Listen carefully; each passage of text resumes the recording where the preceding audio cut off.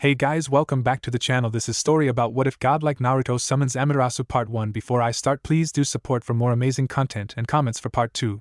Do consider to subscribe my channel and share my video to your friends and check out the description as well. Let's start the video. Much of Konoha's ninja populace waited anxiously at the village gates for the Sasuke retrieval squad to return.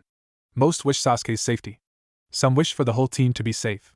Few wish for Naruto to return alive. Many of these thoughts varied, but for Naruto, the only thing that mattered was to keep his promise to Sakura, more so alive than dead. Then he could see the looks on every doubter's face at the fact the bane of Konoha has defeated the genius, Uchiha Sasuke. That would be nice. What many people didn't know about Naruto was that he was very intelligent. He knew that with his status, he could not afford to look as smart as he was because of the reasoning that a smart demon was a dangerous demon. And even then, that didn't always work, coming from the ones who can't tell the difference of the container and the contained, let alone a human and a guardian. Naruto thought as he coughed up blood and continued his agonizing journey to Konoha. Yes, the infamous Bijou were guardians, not demons. Careful, Kit. That gaping hole is a serious injury, so watch how you move your body. Kyuubi advised. It would be easier if I didn't have my teammate on my back. Naruto strained out in his mind. Teammate? He wanted to kill you for his own gain. You should have never moved your Rasengan from his heart. The Nine-Tails growled angrily. Naruto smiled a bit and calmly stated, I had a promise to keep, but I don't want you to die in the process, Kit. The fox spoke softly. The Kitsun's host was touched. Ah, you do care.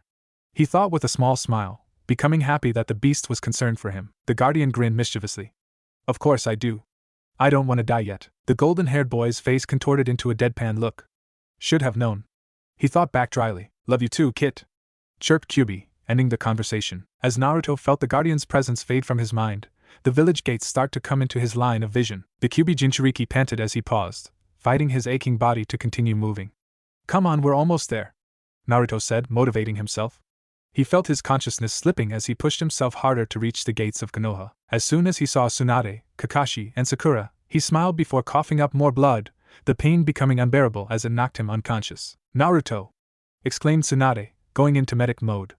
She quickly looked at Sasuke and started analyzing him. Many deep cuts on his sides, chakra burns, chakra exhaustion, left hand is near fried, and a bit of head trauma. The Hokage whispered to herself. Then she looked at Naruto and examined his current state. Open wounds, burns, chakra exhaustion, chakra burns, and a hole in his right lung. Much blood is lost in his pulse. The Hokage placed her fingers against his neck, feeling the blood pumps coming slower by a small margin. Her hazel eyes widened in shock. He's fading slowly. Kakashi! Carry Sasuke and follow me to the hospital, she ordered while gently picking up Naruto, running to the hospital at full speed. With Kakashi following suit, they both were on their way to the medical facility. Damn it! Kakashi thought heatedly to himself. Naruto, if I wouldn't have taught him the Chidori, you wouldn't be in this condition. Regret began to shine in the silver-haired Jounin's uncovered eye. My dealings with you and Sakura were wrong. I favored Sasuke because I saw myself in him. Kakashi looked at his Jinchuriki student as he was being carried by the Hokage. I swear I'll make this up to you. No matter what it takes. Meanwhile, Sakura was conflicted with worry. Sasuke-kun, she thought, running to the hospital.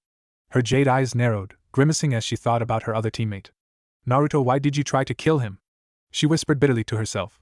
You know I love him. She ran to the hospital, praying that Sasuke would be alright. As the pink-haired genin ran to the hospital, an ANBU with a Nico mask was following the Hokage and the former ANBU captain to the hospital. Don't you dare die, Naruto-kun, the masked kunoichi thought in concern. She knew the golden-haired boy from the missions of trying to capture him whenever he did a large-scale prank, which happened quite often when he was at the academy. The woman knew that it was an act, and as time passed, she grew inquisitive of the boy, desiring to know more about him. Wanting to sedate that curiosity, she followed him one night. Flashback. After training for 5 hours straight, he tiredly went to the Hokage monument, and just sat down, staring at the full moon. By this time, she was already beyond impressed from his training. He's more skilled than what he shows. The ANBU thought, silently landing a few feet away from the golden-haired child. As she moved to get closer, Naruto asked softly, Is there something you want? He turned his head at her with melancholy eyes. I was just curious about you, she said simply. Naruto looked at the masked kunoichi briefly, unsure if her reason was a genuine. Brushing her off, he chuckled and said, Why? I'm the demon brat that everyone seems so fond of thinking. The purple-haired woman looked at the Kyuubi container calmly, understanding that he did not believe her. Some of your actions just seem to be forced. The Nico woman replied in a gentle tone, catching the blonde's attention. Silence reigned for a moment. So you wanted to get to know me for yourself? The Jinchuriki asked with surprise and well-hidden hope. The prospect of this woman that could be a potential friend had given the blonde boy a bit of spirit, longing to have another person he could talk to, maybe even cherish. The kunoichi giggled quietly to herself. Yeah. Why not? If we have questions, just go to the source. Naruto's eyes lit up a bit. Well then, fire away, Nico-chan. The ANBU moved and took a seat next to him, taking in the lunar shine of the illuminating planet above them. Why do you do the things that you do? The Ninetales host closed his eyes, not wanting to show the emotions that swirled in them. He gave her a fox-like grin. Because I'm awesome like that. The ANBU shook her head, stopping the orange-clad male. That's what I'm talking about. You smile and move like everything is alright, but it isn't. Naruto became calmer, more distant, making the elite kunoichi give him all of her attention. I hear the whispers. The child started. I know the village treats me differently from everyone else. I tried to figure it out. His blue eyes gazed upon the night sky. Some nights I can't sleep. The question forever running in my mind is, there something wrong with me? Do they know something about myself that I'm unaware of? Anger flashed across his face. If so, why won't they tell me instead of criticizing me and calling me all these absurd names? At least have the nerve to say it to my face. The cat operative looked at the whiskered cheek boy, sympathetic that he had been pushed that far. The fox's jailer continued, it began to eat at me. But one day, I just decided to let it go. The woman stared at him, beckoning the child to explain. I quit trying to understand them because they won't take the time to understand me, so I decided to smile, trying to find the positive side of things. I smiled to show that I'm stronger than their words. That I'm unfazed by their hate. That I'm not alone like they think I am. A smile of resignation formed on the Jinchuriki's face. The purple-haired ANBU allowed a softer expression on her masked visage. Don't you have a friend that you can go to? Naruto sighed and began swinging his legs from the ledge. I do, but he has to tend to everyone and I don't want to be a bother. The kunoichi looked back at the lunar planet above them before she asked, who is he? The blonde child gave a serene smile. Hirozunjiji, the Hokage. The female ninja couldn't help herself as she giggled from the name. Doesn't he get mad when you call him that? She asked. The blue-eyed boy turned his gaze to her, grinning foxily. Sometimes, but that's okay. The golden-haired boy moved on to the next question, calmly looking at the woman's mask. So, any more questions? The shinobi held her gaze with the child. Are you always this trusting? The masked woman heard a small laugh escape the Jinchuriki's lips. No. You're just different. He answered with an amused expression. A small smile graced her hidden features as she tilted her head towards him. How so? The female ANBU asked, curiosity getting the better of her. Well, when you chase after me after I do a prank, you try, but you show no hostility. In fact, I think you enjoy it sometimes. He answered. The purple-haired woman thanked Kami for a mask to hide her shocked face. So what's your name? Naruto asked, looking back at the moon. The woman quietly laughed, bemused of the boy beside her. I cannot tell you that. Not while I'm in uniform anyway. She replied. He smiled and said, figures. His azure eyes gleamed in curiosity. Can I see what you look like then? I'm sure you're really pretty, he said as he leaned closer to her. The question and compliment caught her off guard, a light blush painting her cheeks, not that he could see it anyway. She grinned to herself as she replied teasingly, you're cute, but not that cute. Naruto's cheeks gave a rosy hue from the compliment before giving her a brilliant grin. Cute enough to get your attention, right? A melodious laugh emitted from the violet-haired woman. The Kyuubi Jinchuriki's flirting was refreshing to her, finding it a pleasure that someone had a silver tongue with their word. Naruto's face flushed, finding the ANBU kunoichi's laughter enjoyable and pleasurable to his ears. Finally finished, she replied, I suppose you're right, Naruto. She giggled a little more before she continued. I'll show you my face once and I'll tell you my name, but must not tell anyone. Understand? Naruto grinned as he gave a thumbs up. You have my word, he said enthusiastically. Smiling, she nodded and pulled off her mask, thus showing her face. Dark perceptive eyes illuminated under the moon with her small nose and soft, supple lips. Her soft skin tone was enhanced by the lunar planet's shine, making her look angelic yet deadly. Naruto was mesmerized and made sure to engrave her face in his head. Beautiful, he whispered in admiration. She gave the village pariah a beautiful smile and slowly moved her lips by his ear. My name is Yuzuki Yugago, Naruto-kun. Remember it? She whispered. Naruto graced her a genuine smile and replied, Believe I will, Moonflower-chan. She smiled softly and stood back up to put her mask back on, turning away to adjust the identity-protecting object. When she turned to wave her goodbye, he was already gone. Definitely more skilled than what he shows, she said quietly to herself. Yugago stayed for a few moments longer before she made a decision within herself. You won't alone anymore, Naruto. The elite shinobi looked at the sky before she too disappeared into the night. Flashback end. Ever since that night, they began to grow close to each other. Naruto-kun, Yugago thought in worry as she continued to run towards the hospital with Tsunade and Kakashi. Time skipped 2 weeks later. Naruto had all of his valuables as he walked in the dead of night. So you're leaving without saying your farewells to your friends? Asked Kyuubi. Yeah, I don't want my friends to feel bad for me. And I can't bear with the fact that the council finally got their wish. The container thought bitterly. After finally healing up, They gave me 3 days to say goodbye, but with the way it has been lately, I'd rather not," said Naruto as he thought on how Sakura just ignored him ever since he came back from that mission. Besides, he started, his eyes glazed in melancholy as he smiled in resignation. "No one would miss me." At this, Kyubi went silent in remorse, ending the discussion. The wind blew lightly as Naruto let a sorrow-filled tear drop. He began walking into the darkness, not to be seen or heard from in the years to come. "Those fools!" Tsunade exclaimed angrily, tears falling on her desk. "Why banish him? All of them did their job and completed their mission. We shouldn't have even done that. He left on his own validation, that's treason. And he only gets a year of probation and cannot pass down in rank?" The Hokage glared in remembrance of the council meeting, loathing the final decision. She couldn't stand being in her office, leaving via window as she jumped to the rooftop of the Hokage tower. She flipped as she landed to her destination, feeling melancholy slowly set in as she leaned on the railing on the outside of the area. Her hazel eyes looked over Konoha, its nightlife lighting up a little more than usual tonight.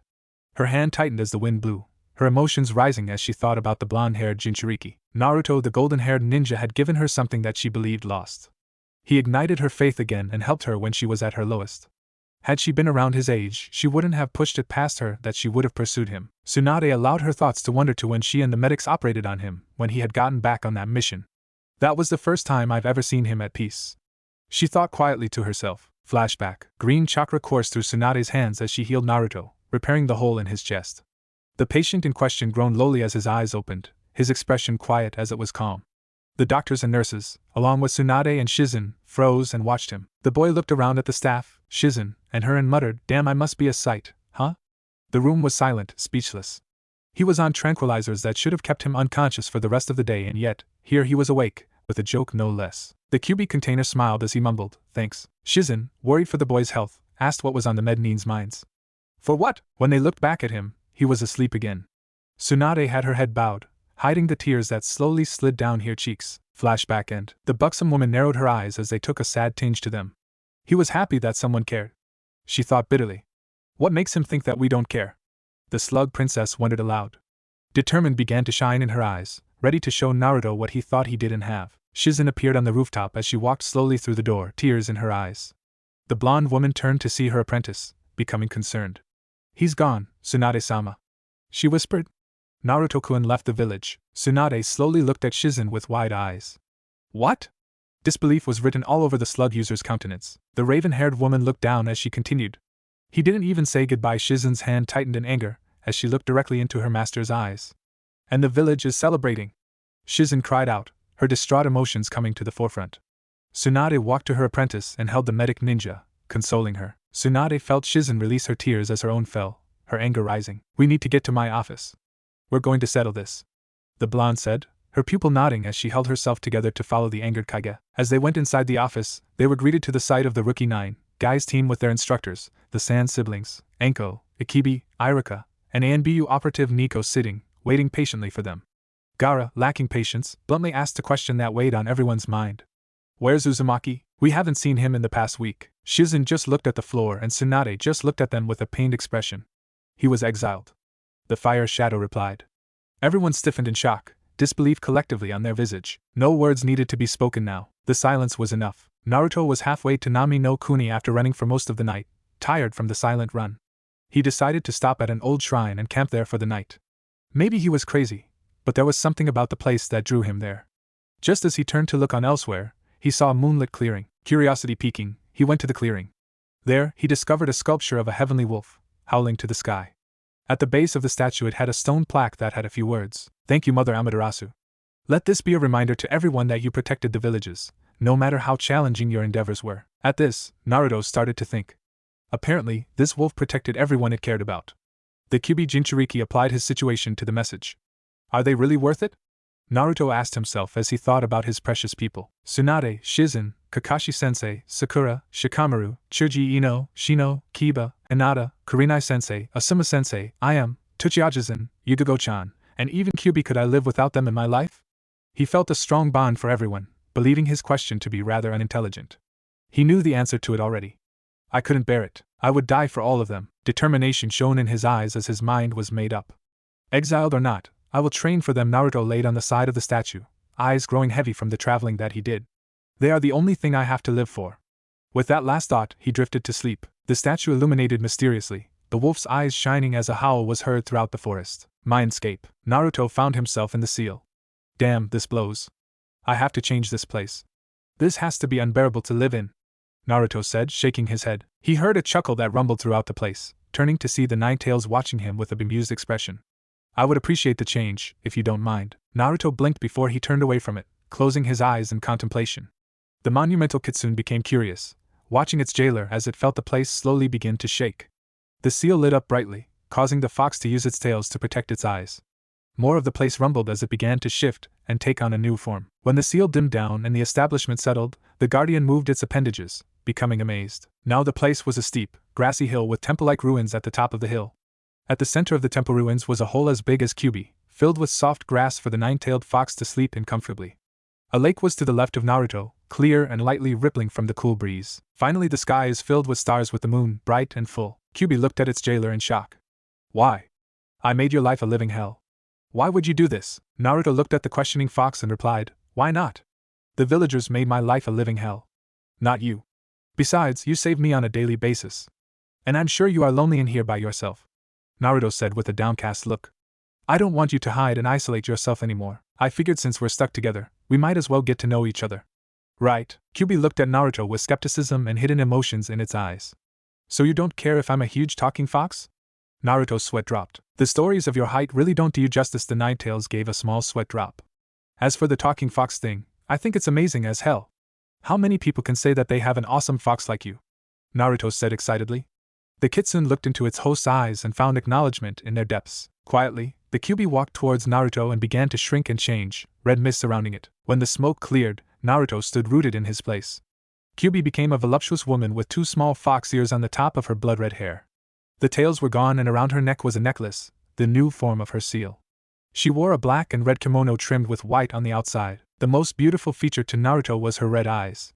They had a low ethereal glow to them. Naruto was snapped from his thoughts when she moved into his personal space, embracing him.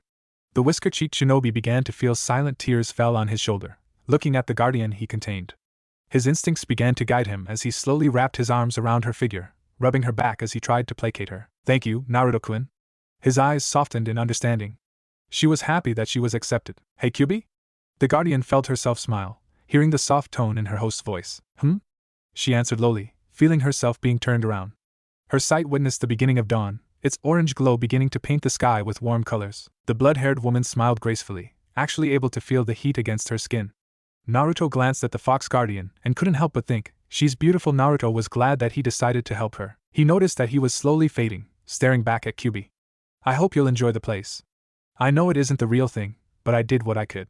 She saw him becoming transparent, sighing. I thank you, the guardian said quietly, allowing a smile to grace her features. Come back here tomorrow. I'll explain what I'll be training you in. You're gonna train me? Naruto asked in shock. Kyuubi smiled beautifully. Of course. I cannot have a weak host, can I? He chuckled as he grinned foxily, fading completely from her sight. Naruto groaned lowly as he moved back into reality, opening his sapphire-colored yes to see a white wolf with red markings and a flaming shield on its back, staring at him as its tails tentatively moved from side to side. He thought, I know I've seen this wolf before. Naruto felt dread weigh over his being as he remembered the statue he saw. Oh hell no. Are you Amaterasu? The fox container asked hesitantly. A feminine voice was heard from the white wolf as it nodded. Ha, I am. How did you know? There are many situations that Naruto had encountered in his life. Being in a life or death situation? On a daily basis. Embarrassing himself? Plenty. But awaking to see a white wolf with heavenly status staring at him. No, you were a statue. Naruto yelled in surprise while pointing at Amaterasu. The wolf tilted her head to the right, showing her confusion. You mean that one over there? Amaterasu pointed with her ink-tipped tail. Naruto looked behind and sweat dropped. Yeah, that one? He mumbled. So what is your name? Amaterasu inquired. You know mine, but I don't know yours, she said with her tail wagging a bit. It's Uzumaki Naruto, Amaterasu-sama, he said. The wolf's tail suddenly stopped moving. Naruto looked at her confused. Ami. Just Ami. I don't too much appreciate the honorifics, she said. Naruto then walked up to her, bending down to her eye level. Amaterasu blushed slightly from the closeness. He rubbed her neck affectionately and said no. Her eyes widened in surprise, then narrowed in anger. When she was about to question him, he grinned. I'll call you Reizu-chan. This perplexed the sun goddess. This is the first time someone ever gave her a name outside her usual names. And the way he said it was so endearing. Reizu-chan? She asked slowly, feeling the warmth inside her beginning to swell. Yeah. I like it. It just rolls off the tongue. And it, sounds cute. But if you don't like it, I do. The holy wolf interrupted. It's different, that all. She spoke with her tail beginning to sway side to side contently. Oh. Naruto answered. There was an awkward silence before Naruto got up, sighing as looked off to the distance, thinking about his former village. The wolf looked at the emotions that his eyes held, wondering what the orange-clad ninja was thinking. The blonde gave a small bow to her. Well, I'm sure you have better things to do than to talk to me, Soja-eni. He spoke respectively before turning away from the holy canine, continuing his journey. The white wolf looked at the departing child. She couldn't explain it, but she felt compelled to stay with the golden-haired child, if only for a little while longer. Wait. Are you going back home? Amaterasu asked. Naruto stopped in his steps. I don't have a home, he whispered as he looked into the distance. Not anymore. Amaterasu, sensing that he was emotionally distraught, walked up to Naruto and rubbed her head into his hand to comfort him. He looked down at her and smiled. It'll be okay. I'll still protect them. His eyes lightly narrowed. Even if they don't want me to. Amaterasu listened to him and thought, what happened to him? As she started to think to herself, his scent began to grab her attention. Naruto, if you don't mind me asking, why do you have a scent of a fox? The young shinobi hesitated, but answered honestly. I have a guardian sealed inside of me. The sun goddess tilted her head as she sat on her haunches. May I see for myself? Amaterasu asked, wanting to see what this guardian was. It was familiar to her. Shocked, the blonde replied, how can I show you? I can't bring her out without killing myself. And I don't want to make myself a beacon for Konoha to find either. He added silently in his thoughts. The holy wolf answered, just relax and meditate. When you clear your mind, I'll be able to transport myself inside you. Silence reigned for a moment before the golden-haired child said, all right. He sat beside her and began to relax himself. When he cleared his mind, Amaterasu walked over to him and placed a paw on his head, disappearing in a flash of light as she entered the seal. Naruto opened his eyes to his mindscape that he changed last night. I could definitely get used to this, he said, enjoying the sun rising to the morning sky. He wouldn't deny that feeling of accomplishment was all over him, proud of his work. The blonde-haired ninja began to walk to the temple ruins to look for Amaterasu. Naruto then looked by the lake and seen someone. Is that her? He thought. Changing direction, he started walking to the figure. He finally reached his destination, cautious as he was unsure of the person before him. Reiza-chan? He asked slowly. Amaterasu turned around and looked him, smiling softly. Naruto was staring at her, his whiskered cheeks taking a rosy hue. She was a gorgeous woman with a figure worthy of her status. Her battle-white kimono had red designs along with a matching crimson sash, accentuated her curves nicely. She had tanned, smooth skin with wavy white hair that slightly curved at the ends. At the top of her head were two wolf ears, twitching at the sounds they would pick up. Her eyes were orange, which was his favorite color. All in all, she rivaled Kyuubi in terms of beauty. Hello, Naruto-kun. The sun goddess turned her attention back to the fireball that gave light to the earth. Your mindscape is certainly a sight to behold. It's beautiful, Amaterasu said as she smiled contentedly, entranced by the state of the sky. He moved to stand by her, smiling as he replied, thanks. I saw this on top on the Hokage monument. I liked it and started going there ever since. Well, at least until Naruto stopped that train of thought before he smiled. Never mind that, let's go, he said as he got up and started walking away. Amaterasu stood as she saw the pain in his eyes and became concerned. Something's wrong, she thought, quietly following the golden-haired child. You smile, but it does not reach your eyes. Did something happen to you? They finally made it to the temple ruins. Naruto walked towards the center and said, Kyuubi? Are you asleep? A few moments later, the fox woman walked out of the center in her human form. She offered a vulpine smile. Naruto? I said tomorrow night. You just wanted to see me, any? She asked, her eyes taking a mischievous gleam. Naruto reddened in the face, but stomped it down. He couldn't let Kyuubi get the best of him. You have a visitor. The Nine-Tails was confused, until she looked past him. Ami? She asked in surprise. Amaterasu looked away from the sunrise and looked back at her. Kyuubi? The holy woman questioned, shocked to see the vixen. They both ran to each other and embraced one another, happy to see the other. When they pulled away, the orange-eyed woman asked, How are you? I haven't seen you since you replaced the original Nine-Tails several hundred years ago. The red-haired woman replied, I was doing all right until someone with strange red showed up and tried to control me. The blood-haired woman looked distant for a brief moment. I don't remember much except going berserk, and before I know it, I was sealed within Naruto. She finished. Naruto, looking at the two women, said, Excuse me. Not to be rude, Reiza-chan, but why have you come here? I doubt you just came here on a whim. The white-haired woman nodded and replied solemnly, I came to stop the people who are capturing the guardians. It is causing the nations to go into darkness. Naruto looked surprised and Kyuubi looked at the ground in anger. The Guardians were supposed to prevent that from happening, but with the humans containing them, the nations are becoming darker and the lands will become cursed before too long. Naruto looked at the both of them. Amaterasu had a distant gaze as she looked away, and Kyuubi began to grit her teeth, resentful for the failure of her duty. The golden-haired Jinchuriki walked up to the both of them and gave a thumbs up, a confident grin on his features. That won't happen, he said, conviction in his eyes. At this, the two women looked at him in disbelief. What? Do you think it's that easy? Kyuubi replied, rather curious of her host's confidence. No. Naruto replied as his gaze became serious. Everything that is worthwhile is never easily attained. Besides, you're here, the blue-eyed child said, looking at the sun goddess. We'll make it. Kyuubi and I will help you. If I die in the process, then at least I know that it was for a worthy cause. Both women looked at him, shocked. How is that any good? How can you brush this off so haphazardly? Doesn't your life mean anything to you? The Ninetales asked, becoming irritated at her host. The blonde gazed at her, stopping anything else she was going to say. It does, but what good is life if I can't even cherish it with anyone? He looked down. I want it for you. I understand that if I die you will too, so before that happens, you will be out of here.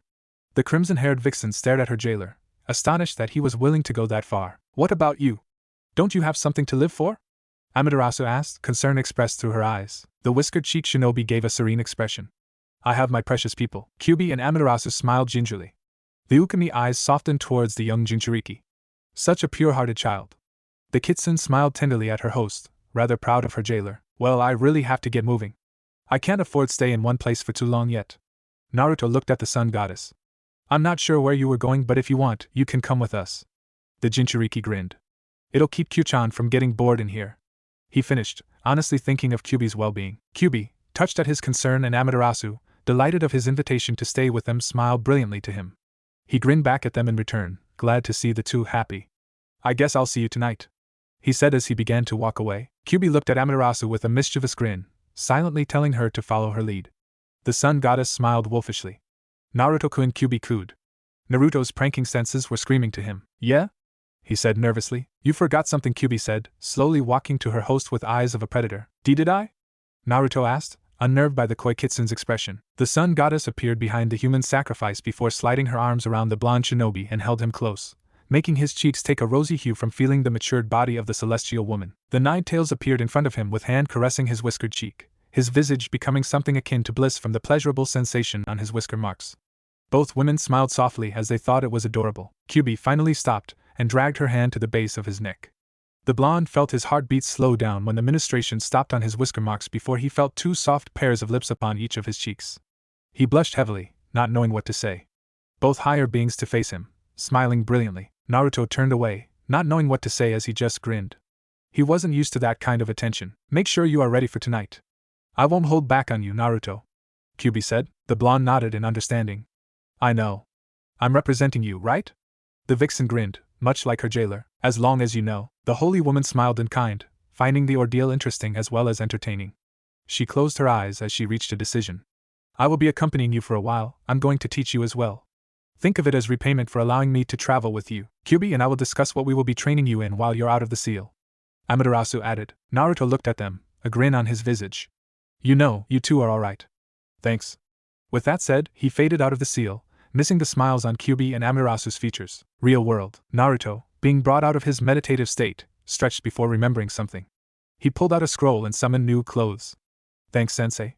The golden-haired boy said and quickly changed out of his orange jumpsuit, burning it afterwards. He now wore the standard A and B uniform without the armor.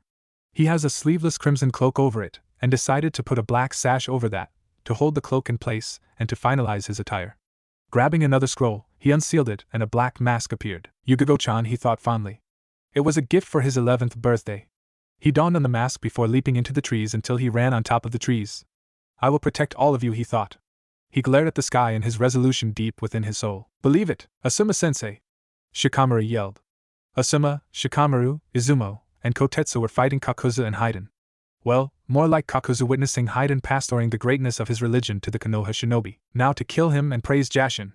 Haiden exclaimed excitedly, ready to make his god proud as he licked the blood off of his weapon. The immortal lifted the spike and was about to shove it to his heart when suddenly he found that he couldn't move. Shikamaru successfully caught the crazed man with his Kage Main no Jutsu. I just need to move him out of that circle, whispered the shadow user. After struggling a bit, Shikamaru moved Haiden out of the circle and shouted, now! Asuma then sprang into action and threw a kunai, nicking his ear. Haiden moved to try and get back in the circle but found the bearded man running to him, trenched knives in hand. In Haiden's surprise, Asuma rushed in and beheaded the man. Haiden's body fell to the ground along with his head. The Konohanins turned to face Kakuzu when abruptly, the beheaded man's body moved swiftly, pulling the chain of the scythe toward Asuma. The Jounin ducked but realized that it was going back to Haiden, and Haiden's body was back in the circle. Time seemed to slow down before the Konoha shinobi. Asuma-sensei, Shikamaru thought in terror, about to witness his teacher's death. As quickly time seemingly slowed down, time resumed the fast pace. Just before the triple-bladed weapon could pierce the body, a gloved hand caught the staff part of the scythe. Startled, everyone looked to see the new arrival. A man of 5 feet 11 inches that was wearing a crimson cloak and a black sash stood silently holding the scythe. Under the cloak was a white muscle shirt and black baggy cargo pants which was tucked inside his ANBU-styled boots at the beginning of his shins. A black mask in likeness of a wolf, 3 white whisker-like lines on each cheek was over the mysterious shinobi's face. Beyond that, the man's golden hair defied gravity and went in every direction.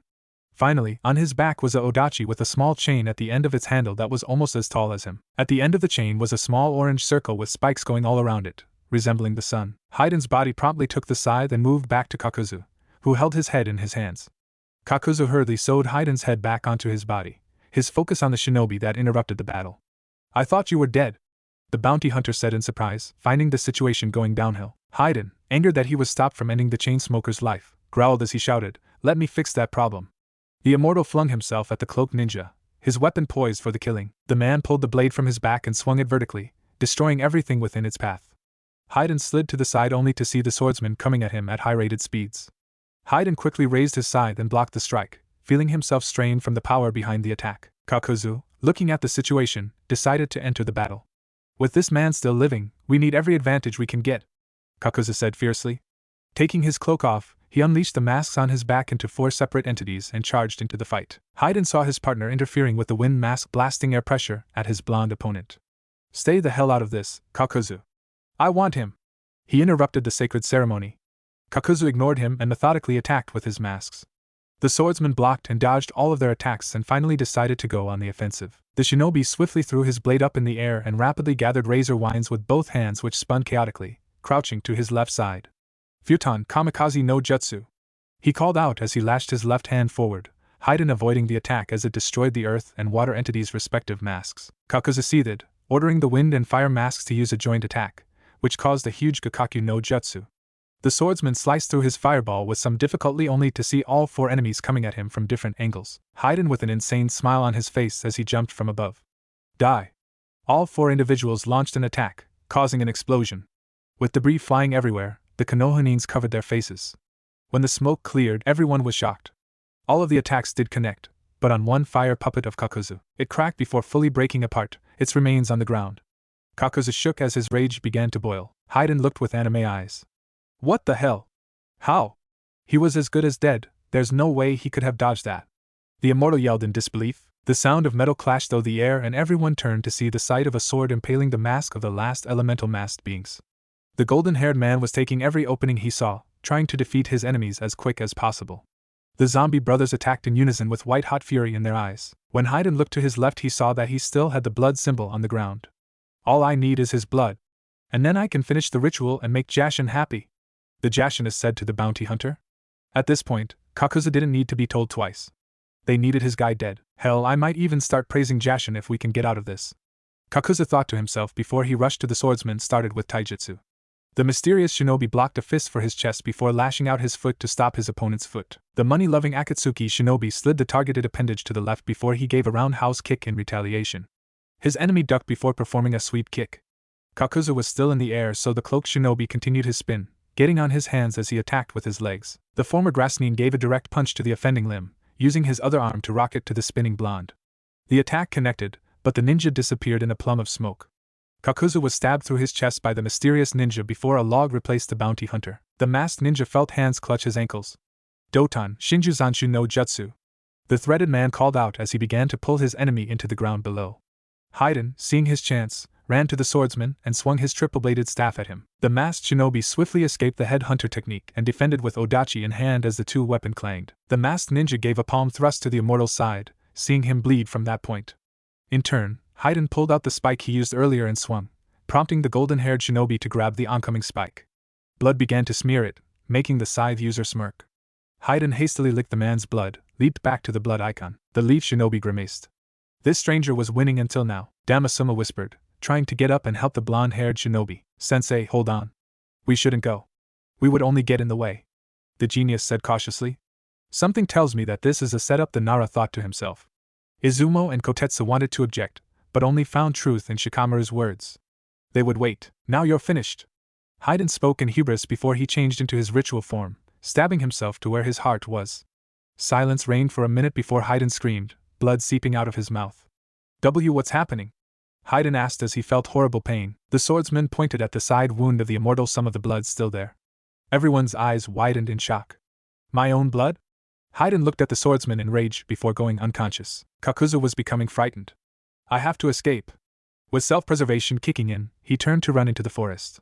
To his horror, his opponent was already starting to deliver a series of sword attacks that put them up in the air. With one final upward slash, he swiftly put the sword on his back, twisted, and gave a thrust with a ball of wind, fire, and lightning into Kakuzu's stomach, yelling, Gareku. An explosion appeared in the air, the sky becoming orange. The attack finally dissipated, making the leaf ninjas gaze at the mysterious shinobi with trepidation. I pray he's our side. Kotetsu whispered, fatigue still on him. Yeah. Izumo agreed. With the way we are now, we wouldn't stand a chance against that. Shikamaru stared at the cloaked shinobi in shock. He just killed 2 of the Akatsuki like it was nothing. Asuma never took his eye off of the masked man. His eyes narrowed as he began to stand with a grunt. Whoever that shinobi is, he's powerful. Maybe we can recruit him. The former guardian suggested to his student as he gave a hand to his student. The shadow user nodded in agreement, accepting the help to get on his feet. It would be too troublesome to have him as an opponent at this point. Excuse me. The trench knife user started. Thanks for saving our asses. I was sure that I was as good as dead. Picking up Haiden's side, the cloaked man replied in a deep baritone voice, no problem. I had a score to settle with them anyway. Now, how are your injuries? Asuma winced as he held his side. We will be fine. Are you going to collect the bounty on them? The masked figure nodded. A smile graced the Sarutobi's visage as he offered, why don't you come with us? I'm sure Hokage-sama would accommodate you with that. The blonde man knew that the bearded man was trying to appeal to him. He could get hired to do some mercenary work for Konoha, more than likely related to Akatsuki missions. The swordsman seemed to think for a minute before he answered, all right. I got nothing to lose. The swordsman walked to Haiden and swiftly cut him to pieces, pulling out a special scroll as the immortal's body was sealed into it. He tossed the scroll to Shikamaru, who caught it. He's immortal. That scroll is modified to hold Haiden and keep him unconscious. The golden-haired man informed. Everyone nodded. The shinobi then walked to Haiden's side and sealed it within a normal scroll. He pulled out another scroll, beheading Kakuzu before he sealed it. With everything set, the swordsman walked over to them and said, ready when you are. Shikamaru had been staring at the masked blonde for a minute. Why does he look familiar? The Nara began to recall the bingo book before the realization dawned on him. Wait, the white ghost. Everyone turned to the genius. There was a man who devastated the Sound Village. You fit his description, Shira Uriai. Shikamaru finished in caution. Everyone gazed at the masked ninja in apprehension. I won't deny that.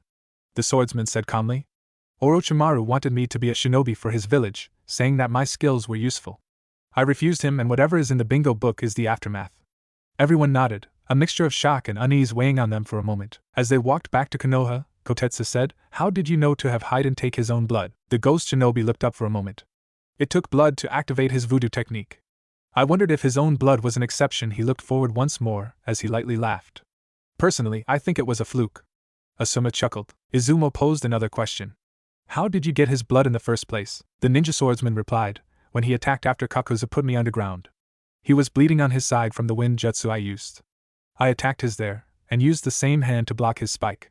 He took the bait when he saw the blood. Shikamaru watched the masked man in silence. The shadow user didn't know what to think of him.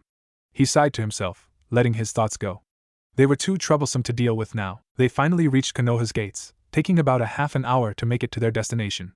2 Chunin guards stopped them and said, who is the masked shinobi? Asuma took the lead as he replied, he is here to meet Tsunade-sama and collect the bounty for 2 S-ranked criminals. The guard's eyes widened and nodded. All right. 2 of our ANBU will escort you. Standard procedure. The ghost shinobi nodded. That fine. The guard nodded as the other guard signaled the 2 ANBU operatives. One had a Tora mask and brown hair, and the other had a Nico mask and purple hair. The phantom ninja smiled tenderly for a moment before it slowly fell off of his. Was glad to see her, but he was still banished. Returning to Konoha like this could get him killed. Still, he needed to see the Hokage to give her this information. Hello? The Tora Anbu politely greeted. We will escort you back to Hokage-sama so that you may discuss whatever business you have with her. Thanks. The swordsman said quietly, becoming nervous as he saw the populace around him. Can we travel on the roofs? I'd rather not deal with the villagers. No offense. The Anbu nodded, understanding him. The Nico operative finally spoke. All right. Let's get going. The two Anbu, Shira, and the rest of the group jumped on the rooftops to get to their destination. The Nico Anbu looked at the Urei as they jumped from roof to roof. The woman could not put her finger on it, but she felt close to the masked swordsman. He's familiar to me. Almost as if I've met this person before. And that mask, the Kunoichi thought in a quieter tone. The ghost shinobi, feeling someone stare at him, looked to his left and saw the violet-haired woman looking his way. Yugigo, you were always curious, he thought to himself. Did you want something, Nico-chan? The golden-haired man asked her. Slightly startled, the purple-haired woman paused in her thoughts as she looked down. Do you know someone by the name of Naruto? Everyone now was interested in the conversation. Actually, that is one of the reasons why I want to meet Hokage-sama. Everyone snapped their heads to him. Is he alright? Is he alive? Shikamaru asked, the question plaguing his mind for years. Yeah. I asked him if he wanted to come. He wanted to, but he said he couldn't. He was banished for some reason, but he wouldn't say why. The swordsman replied in a reserved manner. He brought back Uchiha Sasuke in critical condition. The council didn't like it, and the rest is history. Tora said with bitterness. Kotetsu snorted in irritation as he added, the villagers had the nerve to celebrate afterwards. Needless to say, a lot of people had an appointment with Ikibi. All of them, including Shira, shivered at that thought. That was as fate far worse than death. After reaching the tower, everyone started to go their separate ways. Asuma and his group had to write their reports down as well as take the Sarutobi to the hospital, so they said their goodbyes and left. Tora had to get ready for his next mission and departed in a plume of smoke. Well, Nico started, I guess that leaves just you and me. Shira nodded, following the Anbu. When they finally reached the Hokage's office, the female Anbu knocked on the door. Enter. A soft voice answered. The phantom shinobi opened the door and looked at the violet-haired woman, bowing his head in a gentlemanly manner. After you, Anbu Haim, he said in a warm tone. Yugigo felt heat rise to her cheeks, not expecting him to flirt with her. The violet-haired Kunoichi thought to herself in amusement, thank Kami for this mask. I'm sure that I'm blushing right now. Still, she placed an elegant hand on the ghost Nin's mask before letting the hand slide down his chest. Walking by as she softly replied, if you don't mind, then thank you. Shira's eyebrows rose as he felt heat threatening to color his face. He thought to himself, I didn't expect her to say anything back. A smile began to surface on his masked face. I wonder how things would turn out if she knew who I really was. Leaving his musings, the golden-haired man looked at the blonde Hokage and thought, you haven't changed. I see a sleeping Hokage. And one shizen later, the female fire shadow was awake with a hole in the wall. Poor guy, Shira whispered. Yugigo and Shizen nodded in agreement. A ninja ran in to report his mission to her when she punched him through a wall. Okay. Nico, you are dismissed. The slug princess said, ready to get this over with. That nap was getting good. Hi Hokage-sama. Yugigo replied, bowing respectfully. She turned to leave before Shira grabbed her hand. Surprised, she turned back to see him get something out of his pocket. Here, he said, placing a moonflower in her hand. The flower was beautiful as its fragrance was soft, making the Anbu Kunoichi lightly blush from the gift. Silence reigned for a moment before she looked at him and quietly asked, how long are you here for? Maybe few days if Hokage-sama allows it. The wolf-masked shinobi replied in a reserved tone. The cat operative nodded, heat beginning to color her cheeks. Should that happen, I would like to meet with you again before you leave. Shira smiled warmly. Gladly. Maybe we could see each other without our masks. I'll show you my face if you show me yours. Embarrassed, the purple-haired just looked down and lightly blushed. She quickly turned to leave. When she reached the door, Shira said, see you later, Nico-chan. At this, her blush increased before she closed the door. Tsunade and Shizen gaped at what just happened. This guy just flirted with an Anbu personnel. Alright, who the hell do you think you are? Do you know her? Tsunade questioned. The ghost shinobi chuckled. Yeah. But then again, you all know me too. Shizen asked in apprehension as she subtly readied herself. Do we? Shira nodded, grinning under his mask. You do. I would have just sent you a message, but the information I have is too sensitive for that, he said, taking off his mask. You know, I'm not allowed to be here. Both the Hokage and her assistant looked at the man's tan skin, golden hair, azure eyes, and 3 whisker-like marks on each cheek. Naruto, they both said in shock. The Jinchuriki gave them a grin. At your service. Silence reigned in the office of the female Hokage. Tsunade and Shizen looked at Naruto in front of them and took it all in. He had gotten taller, if by them looking up to him was indication. He now had longer golden locks of hair with the sides jetting down like the yondaime. His smile showed the two women that his canines had gotten a bit longer. They looked at his eyes and saw that it had become a deep blue which to them, was more fitting for him. Naruto looked at the dazed faces of the two women and felt a bit embarrassed. He didn't change that much, did he? He waved a gloved hand at the Hokage and her apprentice, trying to snap them out of it. Are the both of you Arigo OF? Naruto was cut off by the two Mednines because of a hug, a very air-constricting hug. Shizen, seeing the swordsman turn blue, quickly let go of him. The other wasn't so apt about releasing the QB container. Tsunade-sama. At that rate he'll pass. Naruto's body went limp and now had swirls for eyes. Out. The blonde-haired woman blinked as she looked at her apprentice for a moment, her mind registering what she had said. Tsunade immediately held Naruto away from her. Oops, the blonde woman whispered. Shizen just shook her head and smiled. Naruto groaned and felt a bit lightheaded. What happened? He asked, holding his head as he winced. Shizen gave a sheepish smile. Well, you were almost snuffed out by a death hug, the medical apprentice quipped. Naruto got off the couch in the office and turned to his left, and saw the two women blushing in embarrassment and shame. Naruto allowed a smile to grace his features as he spoke. It's all right. I'm happy to see you both, too. The medic ninja smiled. So what was your reason for coming here? Swanda asked, getting down to business. Naruto pulled two scrolls from his cloak and gave it to the Hokage. First, I wanted to get the bounty of the Akatsuki members, Haiden and Kakuzu. Both women felt their eyes widen in surprise. You defeated them? Shizen asked, shock on her countenance. The blonde-haired man nodded, confirming her question. Asuma and his team were having a bit of trouble with them, and I happened to be in the area. Haiden and Kakuzu were going to die by me anyway, Naruto said solemnly. Tsunade looked at him, perplexed. Why? I know they were after you since you are a Jinchuriki, but what did they do to make it so personal? Naruto stayed quiet for a minute before he gazed at her, his eyes taking a piercing quality. They tried to capture the Jinchuriki Yujito-ni, endangering the mist-hidden village in the meanwhile. At this, both of the women were shocked. Tsunade became serious as she replied, Hold on, that happened 6 months ago. There was an army with those two leading it. Reports said that they were all destroyed by a single man. Naruto pulled up his hand and showed them his mask, realization beginning to show on their feminine visages. Naruto's expression became quiet as he spoke. I didn't really have much choice in the matter. I couldn't let the Akatsuki have her. Killer Bee showed up and tried to rescue his teammate, but apparently he had fought Itachi and Kisame beforehand. I took it from there, and before I knew it, Haiden and Kakuzu had escaped. Silence reigned as the swordsman reached into his cloak, pulling out a scroll as he finished. On a good note, the new Mizuki asked for an alliance with Konoha. The buxom woman looked at the whiskered shinobi, genuinely confused. We didn't help her village with that. The Yurei gave a sheepish grin, scratching the back of his head. Well, originally she wanted me to join her ranks. I declined and asked if she could look for an alliance with Konoha, he said, grinning warmly. Tsunade looked at the shinobi before her, her gaze softening. It's not that I don't appreciate what you've done. Having another ally is great, but why? Her eyes bore into his, searching for the answer. The ghost shinobi understood that the question was deeper than the first glance. The Jinchuriki gave a resolute smile. The bonds that I share with these people mean that much to me. If I have to help Konoha to keep them safe, then I will. Naruto stopped for a moment for the information to be processed by the two Mednines before he continued. I know I can't be accepted by Konoha, but I can help you from the shadows. So please accept it. His azure eyes quietly stared at the Hokage, reaching into his cloak as he pulled out a scroll with the Mizuki seal on it. Tsunade remained silent as she looked at the shinobi before her.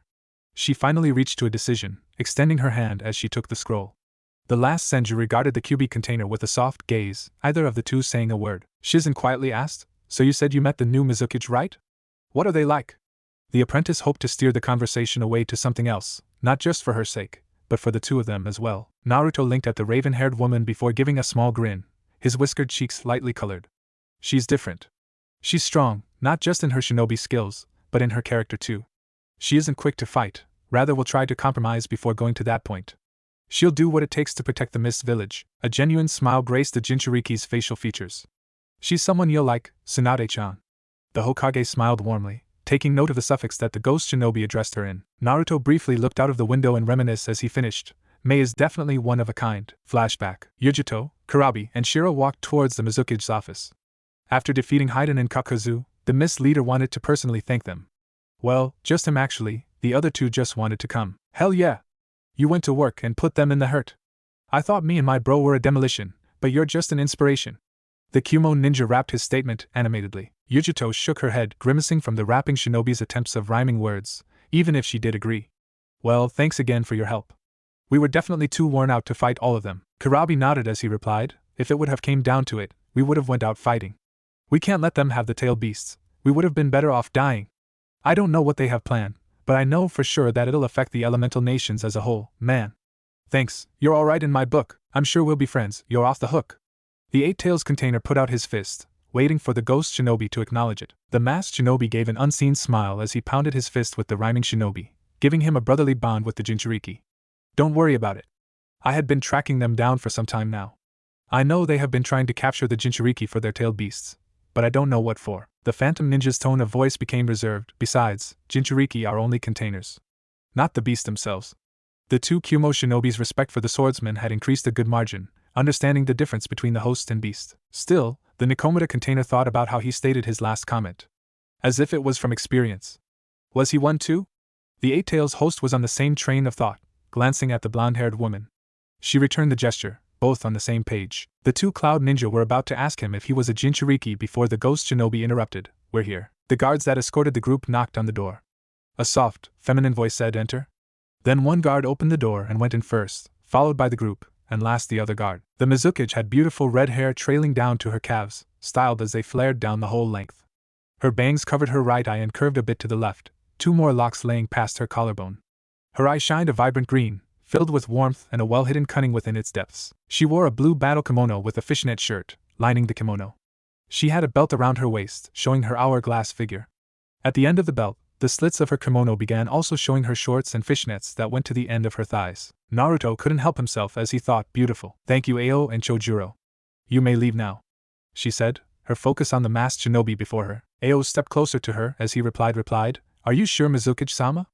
I don't think we can just leave you here with these strangers like this. Why? Back in my day, as the bodyguard went on his rant, the red-haired woman's eyes were shadowed. She walked up to the man with the eye patch and stopped, his gaze confused. A sickly sweet smile graced her features as she said, Shut up or I'll kill you. Ao looked her with anime eyes. What did I do? Killer Bee decided to answer his question with a grin. You're probably annoying her with your back in my day speech. I'm surprised you didn't get sent into next week. Everyone in the room's sweat dropped, finding his speech pattern strange. She isn't a Kaiga for nothing, right? The Miss Shinobi looked at the ghost user. She looks strong to me. Don't worry about her so much. Ao thought on the masked man's words. I know. I guess I do get a little out of hand sometimes. He sighed quietly and looked at Chojuro. Let's go. The bodyguard wasted no time, leaving the room. The Miss Swordsman followed, but took another look at the masked swordsman. He could feel the confidence radiating off of his being, unafraid of anything. It was admirable to him, wishing that he had that kind of bravery. He quietly exited the office, his thoughts on the Phantom Shinobi. The Mizukage was impressed. This man is stronger than he lets on. Not only that, but he stands before me without hesitation. She looked at the swordsman, respect growing for him. The golden-haired shinobi scratched the back of his head, finding the Mizukage's intense stare unnerving. Sorry if I offended you, Mizukage-sama. I didn't mean to. The woman gave a beautiful smile, amused from the apology. You have nothing to be sorry for, she replied softly. The Mist Leader looked at the trio. If anything, I should be thanking you for helping him understand. Yujuto, sensing that the Mizukage wanted to be alone with the Uriai, grabbed Karabi by his scarf and said, We'll wait outside. The rapping ninja shrugged and grabbed the swordsman by the shoulder. This girl is fine, don't mess up with this dime, he whispered for only him to hear. The wolf-masked man blushed and lowered his head a little. The tan Cloud Nin laughed and walked outside with his fellow Cloud Shinobi, giving them their privacy. The fiery-haired woman looked at the blonde-haired man, a bemused smile gracing her features. So you are the infamous Shira Uriai, she said, her smile growing. The ghost shinobi grinned as he scratched his head sheepishly. I'm just a regular shinobi, Mizukage-sama. A delicate eyebrow rose as she replied, Oh, strong and modest. It's hard to come across men like this nowadays. You are quite different than what I imagined you to be like. A small melodious laugh escaped her lips. Shira smiled to himself, enjoying the sound of her voice. She sighed and continued, We of the village really appreciate you stopping that Akatsuki army. Here. She presented him a scroll. Consider it as a thanks from the mist.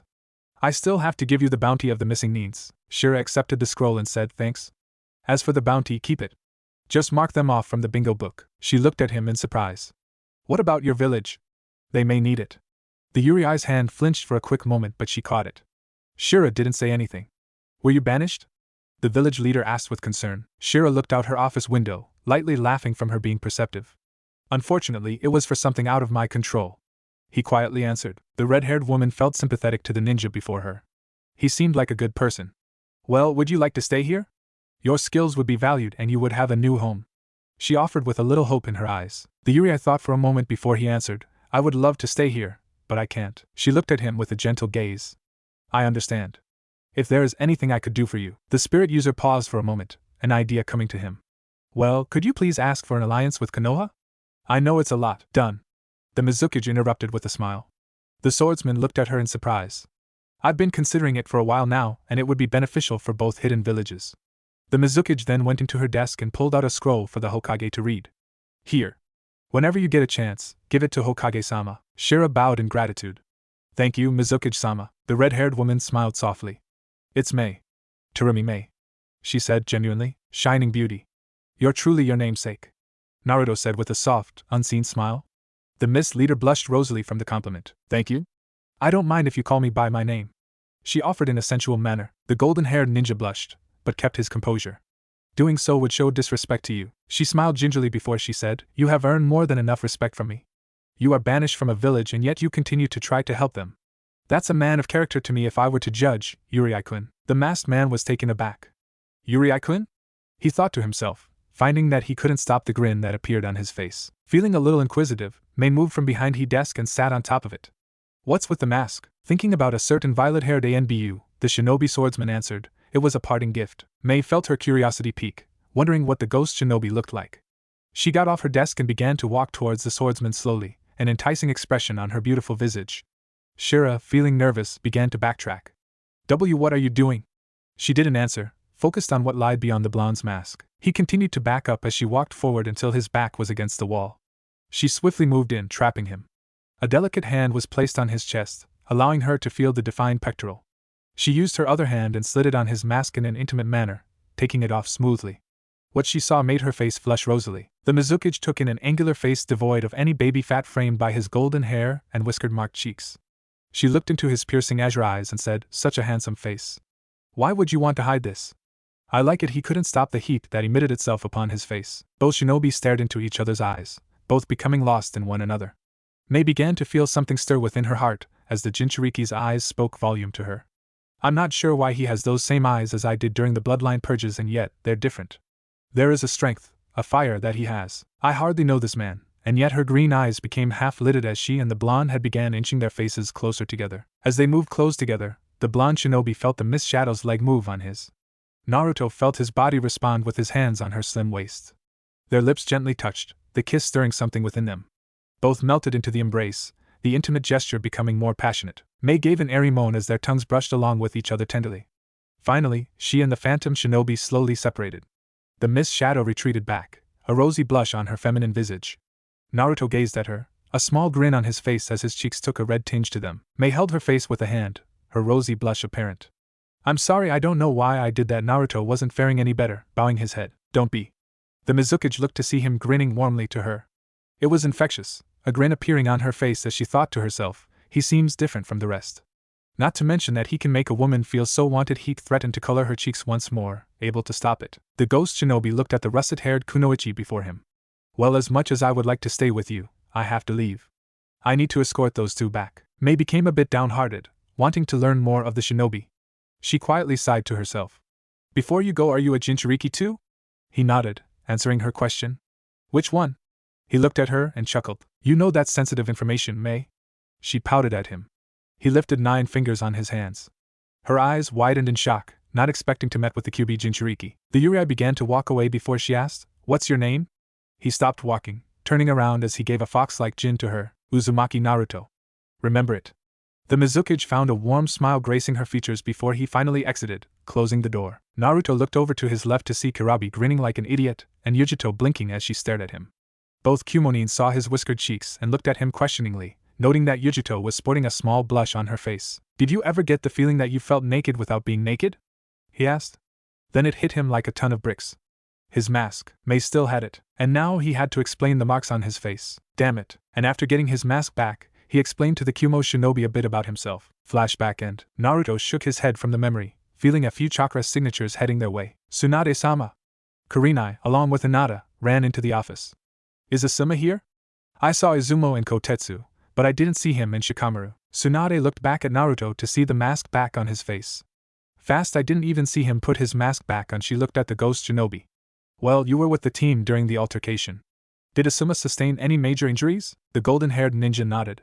He had taken a blow on his left leg and on his right side. It wasn't too bad, but it did need medical attention to heal properly. Kurenai looked at the swordsman in surprise, lightly bowing. Thank you and I apologize. The masked shinobi raised a hand as he interrupted. No need. I was just leaving anyway. The blonde-haired man stood up, reaching into his cloak again as he pulled out another scroll. Here. Don't open it until I leave. I'm sure you'll enjoy it, he instructed to the Hokage. The slug princess nodded and took the scroll that was being given to her. Hinata looked at the masked man, feeling familiarity with the phantom ninja. I think I know him. But from where? Then she concentrated on his mask and his sword. He seems familiar. Hinata was so focused on him, she didn't notice him walk to her until he waved his hand in front of her face. Excuse me? Are you alright? The Hyuga blushed and began to sputter apologies. It's alright, Hinata. I know I look weird with my mask anyway. Kurenai and Hinata looked at the cloaked man in suspicion. Ano, I never told you my name. Naruto cursed in his head for his slip-up, but he never lost his wits about himself. You and your family techniques are famed in the shinobi world. He started. I'm disappointed that they never mention how beautiful you are, though. He ended in sincerity. He knew about her feelings for him when they were younger, and he always thought she was cute. But because of his background, he couldn't give it a chance. Well, while he was here, he was going to try to make it up to her. Hinata blushed prettily from the man's compliment. Now if only she could see his face. Kurenai, on the other hand, had mixed feelings. On one side, she was shocked that the man had the audacity to say that to her student. On the other side, she wished Asuma would say something that romantic to her. You're frowning. The Urei said. Huh? Kurenai said, startled from her thoughts. I said you're frowning? The Genjusta mistress looked at him questioningly. Well, while you were frowning, you missed the dirt on your shirt. He pointed at her shirt. HM? She looked down at her shirt only to see the man's finger come up quickly and run up her face. Gotcha, he said with a playful grin, laughing. Hinata giggled, finding the shocked expression on her face funny. The two medical kunoichi could only laugh, partially shocked that Naruto had the audacity to do that to the Genjutsu mistress. Kurenai was embarrassed before she lightened up, allowing a smile to grace her features. After a few moments to get themselves together, the swordsman looked at the raven-haired woman. Your smile is amazing. Kurenai flushed at the compliment. Tsunade garnered the Jinchuriki's attention once more. The bounties will be processed in 3 days. Until then, feel free to stay in the village. The golden-haired shinobi nodded. Thanks. I'd better be on my way. He turned to leave, until a delicate hand stopped him. Let us show you around Konoha, Hinata said, surprising everyone. In her head, the Hyuga thought, I want to learn more about him. I don't know why, but he reminds me of Naruto-kun. The Uriya chuckled. How can I say no? Kurenai smiled lightly before she asked, Can we go to the hospital first? I want to see if Asuma-kun is okay. The masked man nodded, a mischievous gleam in his eyes. As long as you don't frown again. The woman flushed and everyone snickered at her misfortune. Well, the ghost shinobi opened the door, moving to the side. Lead the way. And with that, the trio left the office and into the village. This visit sure is turning out different than what I expected, Naruto thought, unsure what to make of it. He figured he would go in, stay here for a few days and stay in the shadows to see his friends, and leave with his bounty money in hand. But here he is, being taken around Konoha by two beautiful kunoichi. Nothing ever goes to plan when it comes at him, did it? Urei-san, how did you meet up with Asuma's team? Asked Kurenai, curious as to how they met. The ghost shinobi chuckled. Please, no need to be so formal. As to how I met up with Asuma's team, I was just at the right place, at the right time. Hinata looked at the shinobi's mask again. So where are you from? Naruto looked her way, giving the kunoichi the feeling that he was grinning. Well, when a man and a woman have strong feelings for each other. Hinata and Kurenai blushed before they threw a punch at him. He caught both of their fists with unconsciously and chuckled. It's fun messing with you. Both women flushed and looked away from him. And that's how to avoid a question that doesn't need to be answered. The Urei thought solemnly to himself. The masked swordsman, the Ice Queen, and the Hyuga princess were being watched by the people of Konoha with mixed feelings. On the men's side, they were basically asking who he was and or what is so great about him that he was graced to walk and talk with the two beautiful shinobi. On the women's side, they were wondering what was behind his mask. A group consisting of 5 people, 3 guys and 2 women, walked up to the trio. The leader was a burly man that wore a gray vest with no shirt underneath, showing various scars. He wore white-fitting pants and gray sandals to complete his attire. The left wingman wore no shirt and had navy pants with Geta sandals on. The woman on his right had green eyes, wore black cargo pants with green lines on them, and a black jounin vest with a green shirt underneath, giving her a sense on style. The leader's right-wing man had on a purple muscle shirt and black shorts with an eye patch. Last, the woman on the left wore a yellow shirt that stopped at the belly button and a white skirt with black biker shorts underneath. Well, would you look at that? The leader sneered. 2 lovely ladies with a loser. Have you even seen his face? He could be ugly for all we know. Why take a chance on that when you can have a guarantee on this? He finished with a lecherous smile. The ghost shinobi shook his head, sighing to himself before he said, "Let's just keep moving. We don't want any problems." The trio walked past them. The woman on the left wingman's side smiled a bit. She looked at the leader to see an angry man. She looked at the rest of the group to see them riled up also. She shook her head. Now normally, she would be the voice of reason, but this time, she decided to watch the fireworks. "Hey!" the leader yelled. "No one dismisses me. Do you know who I am?" The swordsman stopped. He turned and retorted flatly, "Do I care? You did have a point about my mask, but it's not even like that. They were just showing me around Konoha, that's all." The leader's right-wing man said, "We don't care if they were showing you around hell. When we want something, we get it." The swordsman questioned, "And what do you want?" At this, the leader's left wingman said, "How about the mask?" The phantom ninja lightly chuckled. This was a gift. The woman on the left wingman's side said, "What do you have to hide?" "Oh wait, I know. The person that gave you that mask wanted you to stop shaming and embarrassing yourself." The group laughed at her jibe. The woman in the Jounin vest looked sadly at the masked man before leaving the group to go take a seat. "Where are you going, Mika?" the leader asked. "Away from you and your friends. You always do this dumb stuff." She found a spot to sit at near a weapons shop. At this, the leader grew mad and then calmed himself. "Whatever. She'll be back. Now let's see what's behind that mask." The leader moved with Jounin speed to the Urei. To the leader's group, Mika, and the two kunoichi with the golden-haired man, he was fast. But to the Urei, it was all in slow motion. Shira grabbed his hand roughly and began to apply pressure. "Ah! Let me go!" the burly man shouted, struggling to get his hand free. The swordsman stood there passively. "The last person who touched my mask died. So essentially, I just saved your life." The crimson-cloaked man let go of his hand. "Next time, I won't save you." The man nodded slowly and the man and his crew left swiftly. Mika, Kurenai, and Hinata were shocked by the shinobi's reaction. "That mask means a lot to you, doesn't it?" the green-eyed Jounin asked. The ninja swordsman nodded. "Yeah. So how did you get mixed up with them?" Shira asked, curious of the kunoichi. The obsidian-haired woman smiled lightly. "We were childhood friends. I don't know what made them change that way," the woman said, downtrodden. "Still, that doesn't make it right. I'm sorry for the trouble they've caused." She bowed her head in shame. The Genjutsu mistress and Hyuga princess walked to the black and green-clad girl and tried to comfort her. Naruto, on the other hand, was thinking towards his tenants, unsure of what to do. "What can I do here?" Kyubi looked at the scene before her container. "You could leave her there and go about your business." Naruto frowned from the suggestion. "Kyubi," the guardian grinned as she moved to placate her container. "It was a thought. But you could maybe join them in their hug to help her." A sigh was heard as the sun goddess made herself known. "Why don't you try doing something to take her mind off of it? Perhaps taking her with you and going around Konoha?" The Jinchuriki thought about for a moment before he nodded, thanking the heavens that Amaterasu was with him. Naruto made a suggestion. "How about you come with us to cool down? After we go to the hospital to see Asuma-san, we're walking around Konoha." Mika looked at him with her forest green eyes and replied, "All right." The Urei nodded and stretched. "Well, okay then. I suppose introductions are in order then." He stopped and looked at the red-eyed woman expectantly. "What?" the Genjutsu mistress asked, confused from his gaze. "Well, you're the sensei. You should be the example, right?" "Kami, you're slacking," the blonde swordsman replied flatly, grinning from the raven-haired woman's flushing face. "Whatever, you could have done it. You are probably older than me, anyway." The crimson-eyed woman retorted. The ghost shinobi chuckled. "I'm 17. She looked at him, her expression saying that she didn't believe him. Okay. I'm 18. Now, all three of the women looked at the man in disbelief. "What? My birthday just passed. Is it bad that I forgot?" the Urei asked, sheepishly scratching the back of his head. Hinata saw the gesture, reminding her of Naruto as a small pang of sadness hit her. Kurenai spoke in surprise. "I thought you were in your 20s. You seem more mature than I thought." Hinata blinked and smiled coyly. "So you were checking him out? You sure are the perfect example, Kurenai-sensei." The red-eyed woman blushed before shooting back. "And you weren't? Going around the village was your idea in the first place." The Byakugan heiress cheeks began to take on a red tinge. The Hyuga may have been embarrassed, but she kept her mind sharp as a response came into mind. "While it was my idea, you never denied coming with us.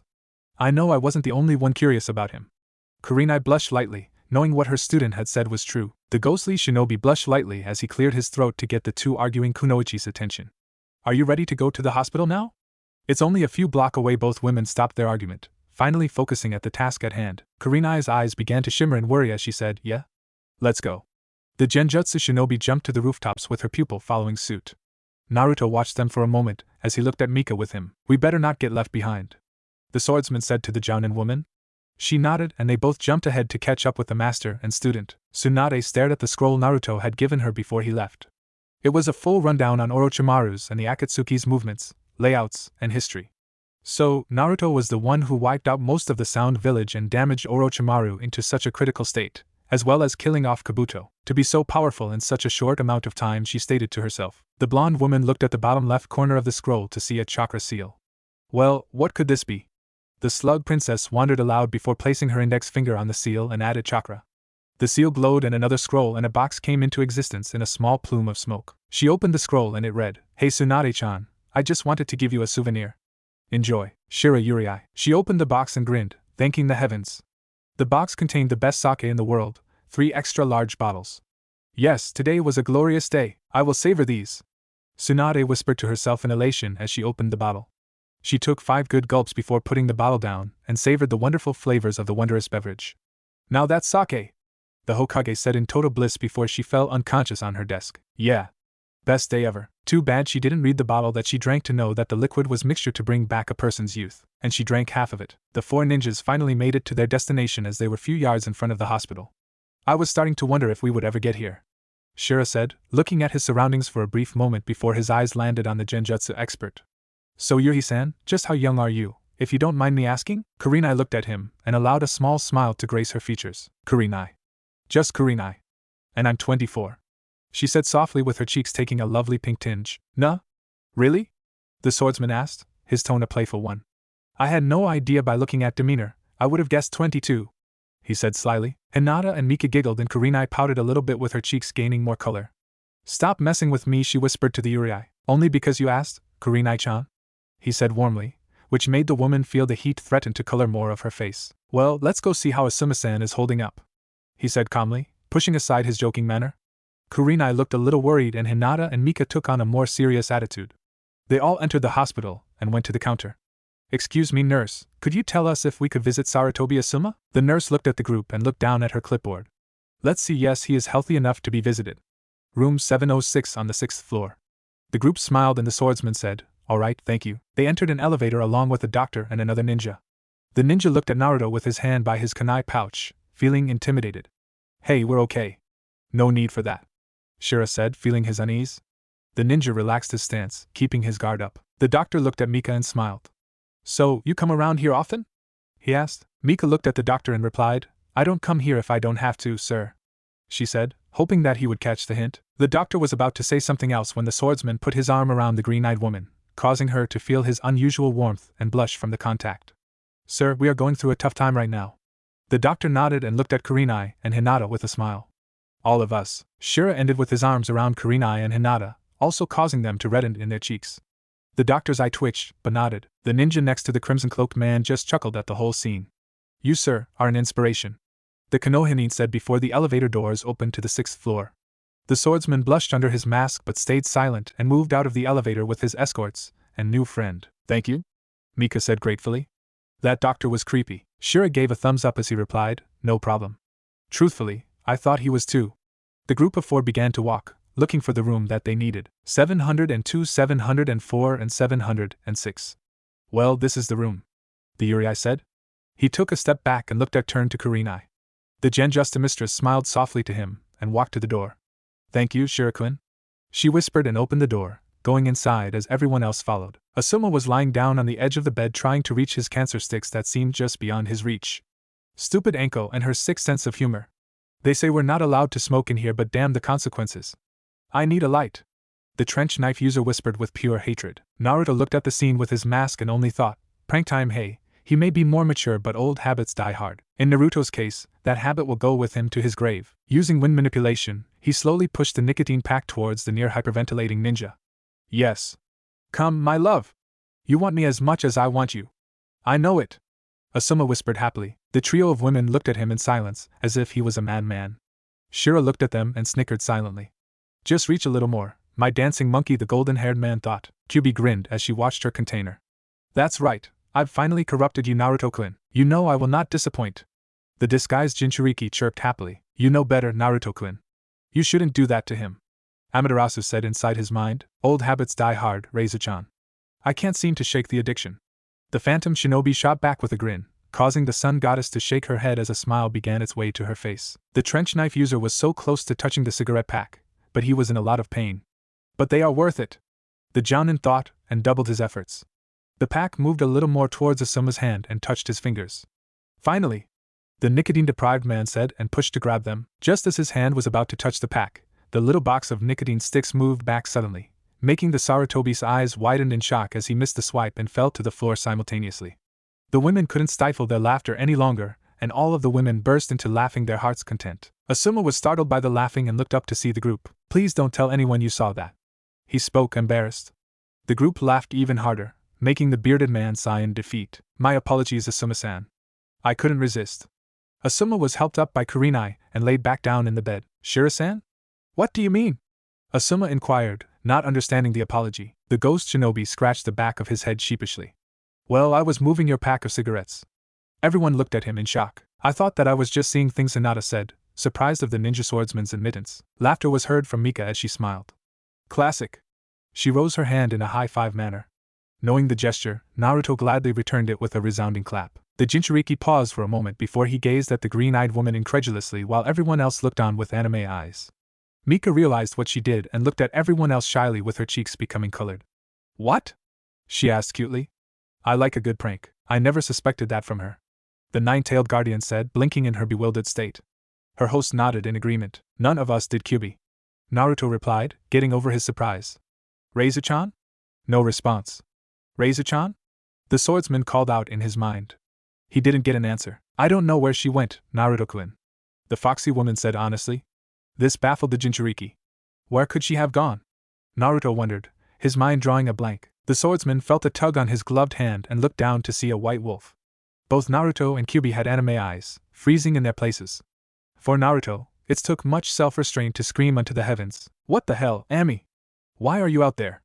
Kyubi yelled. Amaterasu looked at Naruto and gave a smirk. "Why, to play with Naruto-kun's emotions, of course." "I guess your corruption of pranks affects anyone around," the holy wolf said casually, and stunned the red-haired guardian. "Nay, you have an albino dog sitting next to you, Yuri-san," Mika pointed out. Amaterasu's left eye twitched, annoyed that she had been called an albino dog. Shira and Kyubi chuckled, knowing that the holy wolf hated when she was called a dog. "It's beautiful." "Is it yours?" Hinata asked with a smile. Kurenai looked at the Hyuga heiress. "So Kiba passed that dog love to you, huh?" the red-eyed woman asked. Hinata shook her head as a negative. "No, I've always had a soft spot for animals. While I like Akamaru, hanging out with Kiba has been a little difficult. Ever since his hormones kicked in, he has been quite perverted." The golden-haired shinobi laughed a little, shrugging his shoulders. "That's life, I suppose." The canine waved a paw at the Hyuga, surprising the people in the room. "She says thank you for the compliment. Her name is Amaterasu." The ghost ninja gave an unseen smile behind his mask as he looked at the white-furred animal. "But I call her Reizu-chan for short." Shira finished as he knelt down and scratched the wolf behind her ear. That's the spot," Naruto-kun, the wolf moaned inside his head, while her tail wagged happily. The swordsman smiled warmly, continuing his ministrations on her head. Kyubi just giggled at the sun goddess' antics. "So you all came to see me?" The nicotine addict masked ninja nodded, giving the impression that he was smiling. "Some more than others," Asuma-sen the swordsman answered and turned to Kurenai.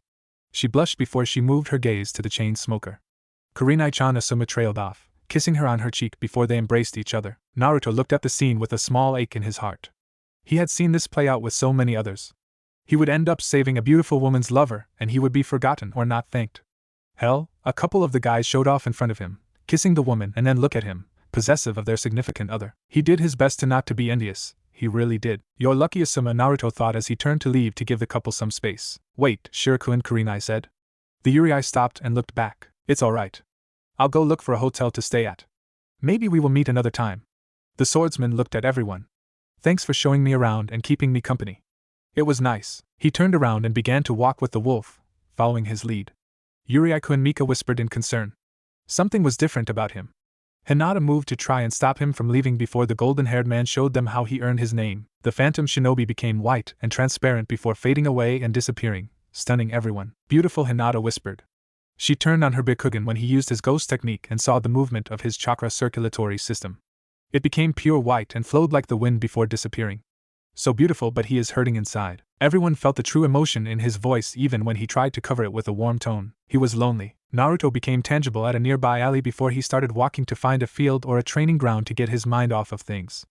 "So Reizu-chan, are you going to come back in the seal?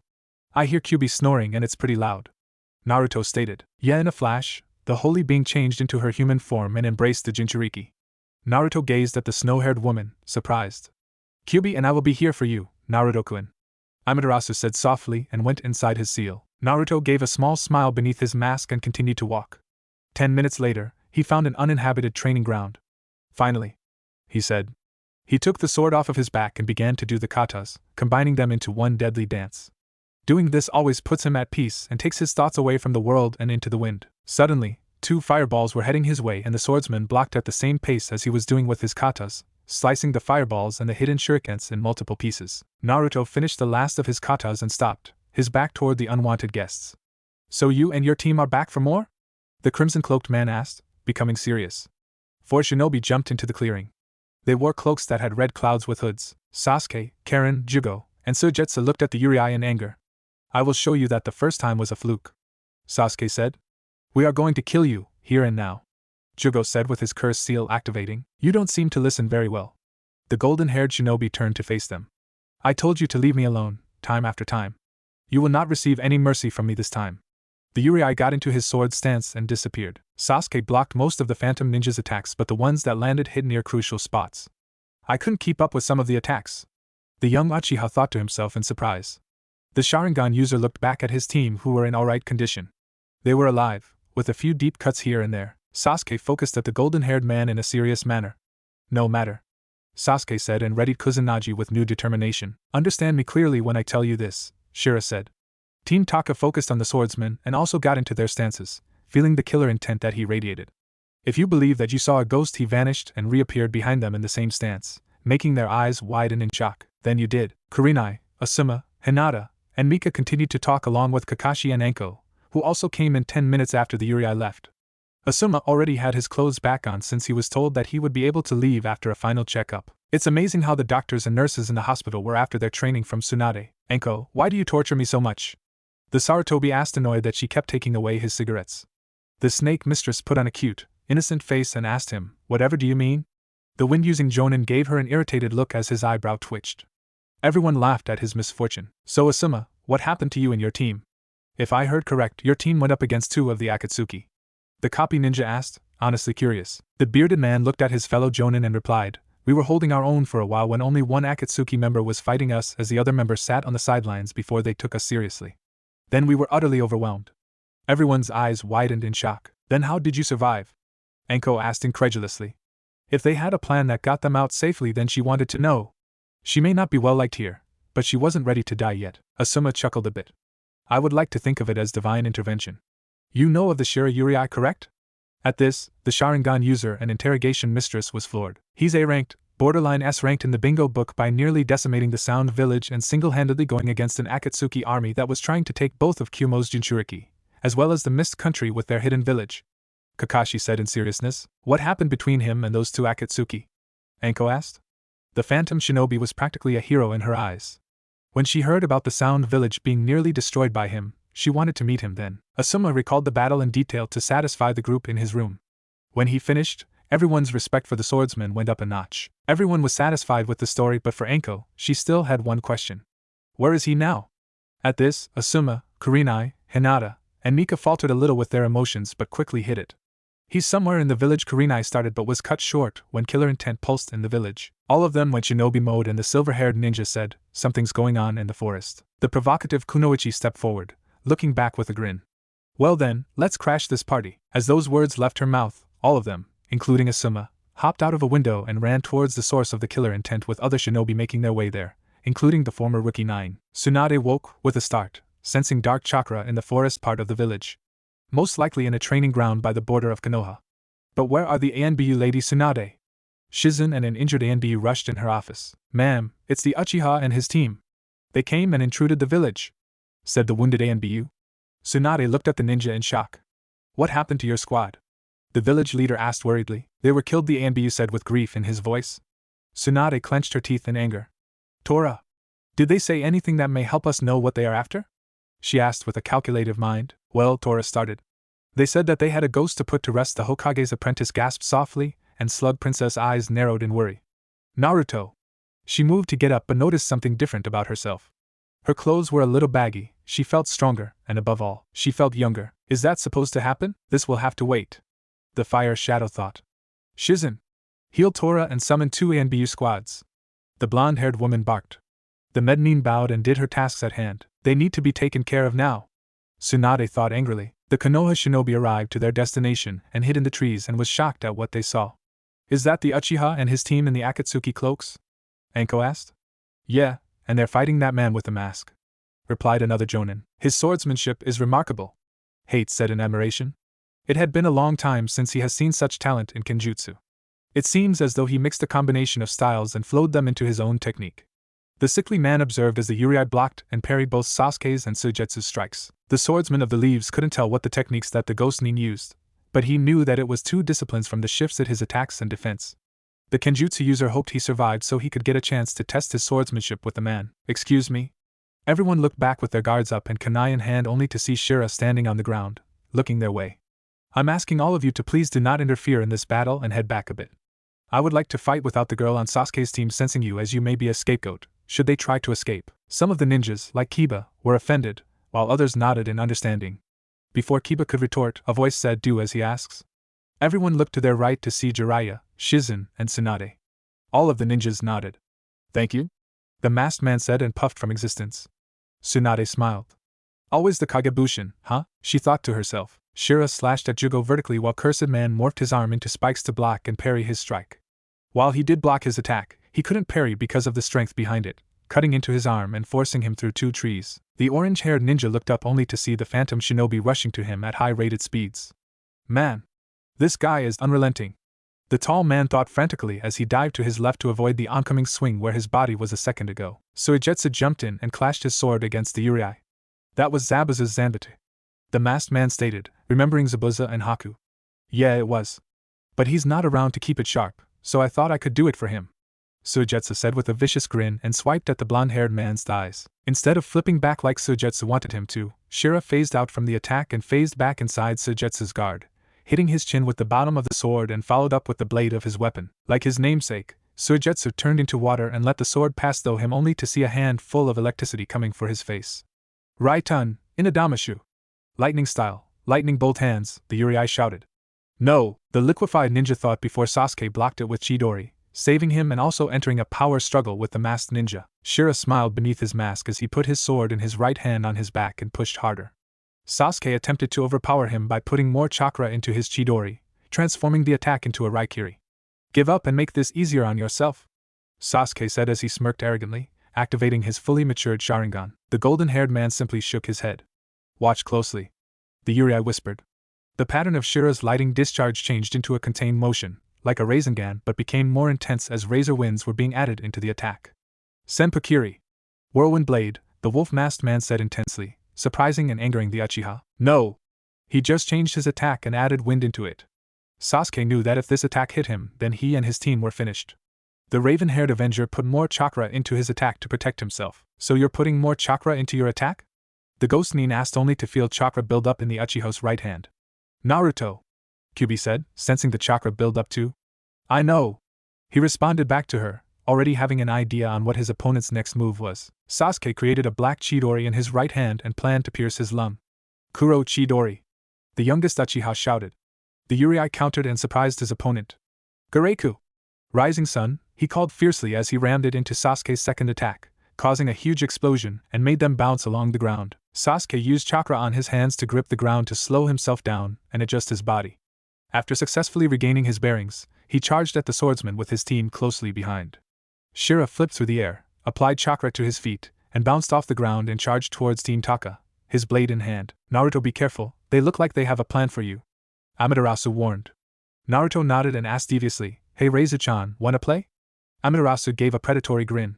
Tag me and Naruto-kun. The blonde-haired man smirked behind his mask and the holy wolf appeared running next to him in a flash of light with a Zanbatsu on her back called the Eighth Wonder, surprising everyone. Kyubi really wanted to help, so she gave her host a boost in power. Naruto felt it and thought, thanks Q-chan. He felt a nudge in his mind as a you're welcome response. He can summon without hand seals? Kakashi asked in surprise. It's a wolf, but it seems different, the Sharingan user thought to himself, unable to explain why the canines seemed so different. Kiba's partner Akamaru looked at the wolf in awe and fear and took a step back. What's wrong, Akamaru? Kiba asked in concern. The dog did not reply but kept its gaze on the white wolf slightly shaking in his place. Kiba followed his gaze. That wolf summon has Akamaru shook up. Those around the Inuzuka looked at him. Whatever it is, that wolf isn't ordinary. Kakashi looked at the crimson-cloaked man. I looked at his techniques, and I couldn't copy them. Sasuke won't be able to copy them either. The silver-haired shinobi narrowed his eyes at the crimson-cloaked ninja. Just who are you? Sasuke summoned a battle hawk and got on top of it. Give me some wind, he ordered his team. The summoned hawk gave a mighty flap of its wings. Karen commenced a futon de tapa. Suigetsu swung his zanbatsu so the flat side caused a great wind. Jugo blew a futon, Renkuden, and Sasuke finished it off with a katon, Ryuka no Justu, causing a gigantic fire dragon to descend upon the opposing Shionbai. The Konohanins felt the intense heat from where they were. Everyone looked with wide eyes. Such an attack when Niji started. Suetun, Suigazu. Water style, Great Fawn Whirlpool, a voice shouted from the roaring flames and caused everyone to look at the source of the voice. The fiery dragon collided with a vast whirlpool with fawn-like waves and cancelled each other out, causing steam to spread throughout the area. Using the mist as a cover, Amaterasu went into attack Suigetsu while Shira lived up to his name and became intangible, reappearing behind Sasuke and attacking with a horizontal slash. The Sharingan user blocked with Kusanagi and flipped Shira in front of the hawk, and the bird summoned slashed at him with its talons and blood sprayed in the air, only to change into water. Sasuke's eyes narrowed and felt a presence behind him and dodged the kick. The Urei landed on the hawk's head while finishing his hand signs. Sorry Hawk-san, but I need you out. Raitun, Hirashin no Jintai. Lightning style, human lightning rod. Lightning struck Sasuke, but he was prepared for the attack and used Chiori to absorb the lightning while the hawk was electrocuted, sending the flying animal back to its summoned plane. On the descent down, Sasuke grabbed Kusanagi with his Chidori in hand and the weapon became charged with lightning. Chidori Nagashi, the Uchiha yelled. The ghost Nin blocked the attack by infusing intense winds and fires into his long katana and yelled, Amaterasu Sokai. Shining heaven sky, the Urei's weapon was engulfed in white flames and he clashed with Sasuke's attack. An explosion ensued, and the blonde-haired man landed safely, only to block Jugo's spiked arm from hitting himself. Sasuke came for the kill and the Urei's katana split vertically in half as another sword which allowed the blonde fighter to block Sasuke's slash to the waist. Sasuke and Jugo were surprised. They had him. Shira pushed them away, connected his swords back tighter, caught his breath, and got into his stance. Mitsurugi's stance from Soul Calibur 3. I wonder how Amaterasu-chan is doing. Suigetsu blocked the initial strike but was amazed by the wolf's strength. The wolf with fierceness that he had only seen in Shira. So you know how to fight with a zanbatsu, huh? The water shinobi asked, getting a little excited. Amaterasu smirked, and a golden sword flashed under her zanbatsu. Where the crossguard should be was instead sharp spikes facing away from the handle. In the middle of the spikes was a peculiar feature. A white storm cloud floated inside angrily, forcing electricity into the large weapon. The holy canine decided to grace the ninja with an answer. Nah. Just two. Her feminine voice rang through the clearing and she attacked him once again. Snapping out of his shock that he was fighting a talking female wolf, he blocked her first strike and flipped over her second strike, doing hand signs in the process. Suetun Daibakufu, Suigetsu shouted as he finished his hand seals and a great waterfall rushed towards the disguised celestial goddess. Amaterasu had other plans though. She ran full speed towards the waterfall and jumped to run on top of it. Suigetsu felt mocked so he threw waves upon waves at her. Amaterasu jumped and curled herself and spun in a buzzsaw motion with her swords protruding out to slice the water. Karen analyzed the wolf and her chakra. It's so pure. Almost as if it was a deity. The red-haired woman thought. The wolf looked at her for a split second before running so fast at Suigetsu that her after-image had after-images. She bombarded the water wielder and in response, he liquefied himself only to feel lightning electrocuting him into unconsciousness. My sword isn't called Thunderstrike for nothing, Amaterasu said lightly before bringing her attention to the sensor ninja. Karen looked at her fearfully. The sun goddess shook her head before fading away from Karen's vision. Before a spectacled woman realized, she was unconscious from a blow to the head from the wolf's paw. Amaterasu sighed in disappointment. It seems this battle is over, she said in dismay.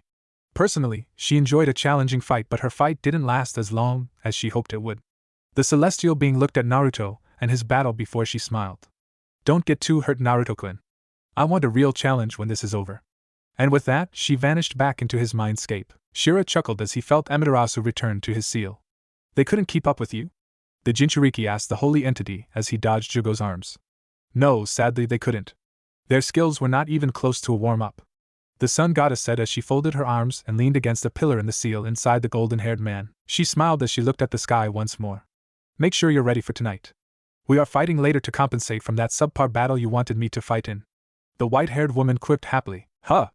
Caught off guard with her statement, Shira overextended his swing and recovered in time to move his arm out of the way of Sasuke's Kusanagi, but Jugo landed a direct hit in Naruto's masked face. Sasuke then went through hand signs and shouted, "Katon, Gakkaku no Justu." The swordsman sliced through the attack but was slashed a few times by Jugo and Sasuke Kenjustu / Taijustu combination attacks before being shoved through 5 trees and slammed into some boulders. "Oh Kami, Naruto-kun, I apologize." Amaterasu spoke, not knowing that her statement would have thrown the Kyuubi's host off guard. The Ninetales herself gave an amused smile, finding the whole situation entertaining. Naruto just waved it off. "Ma, it's okay, Reizachan. You just surprised me," he ended with a grin. Kyuubi just shook her head at their antics. The wolf-masked man pushed himself out of the rumble and dusted himself off, taunting the conscious pair of Team Taka with that action.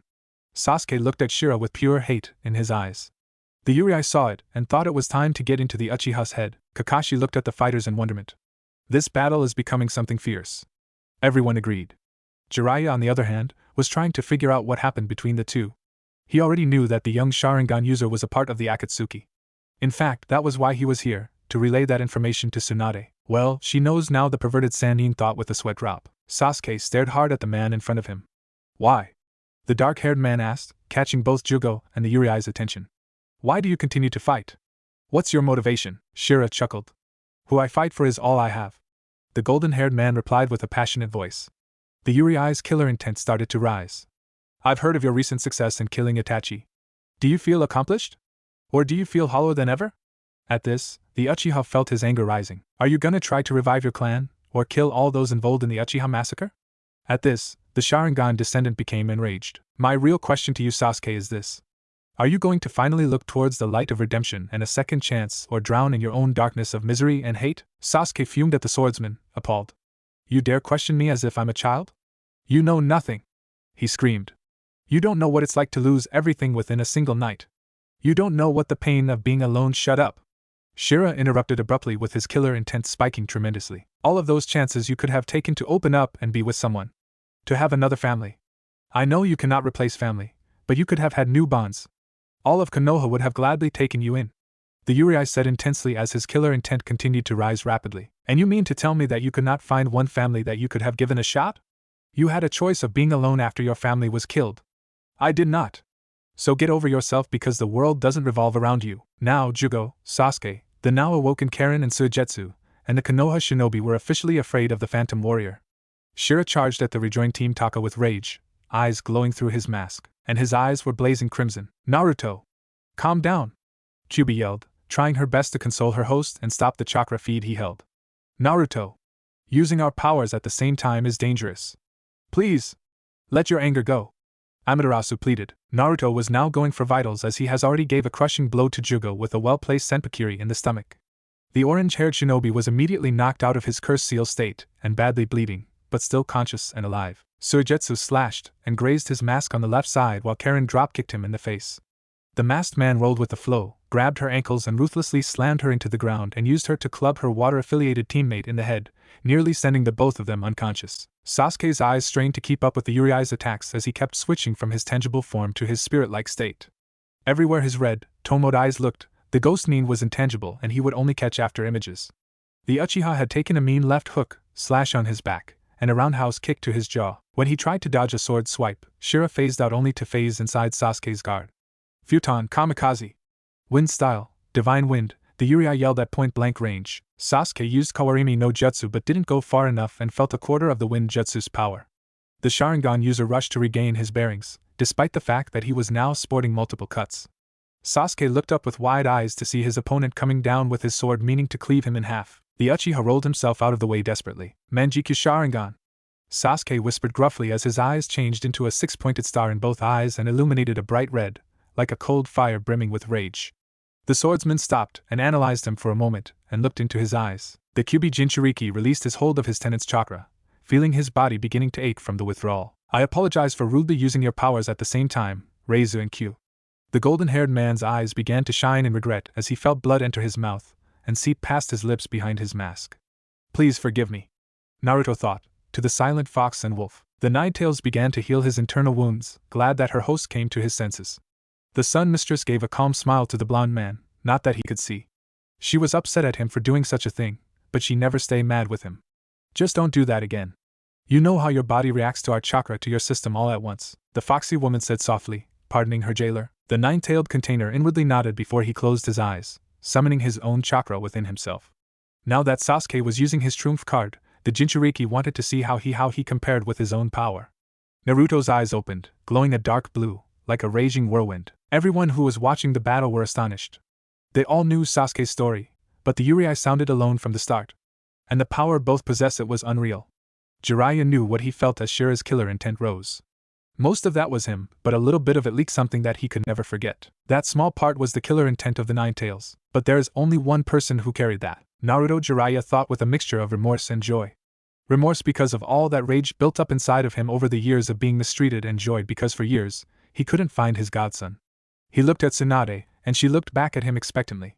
His eyes widened. She knew. Kakashi grew stiff as he felt the familiar killer intent. Was that the Nine Tails' killer intent? The copy Nin looked at the black-masked man. His eyes widened in a realization. That would mean that the Shira Urei is Naruto.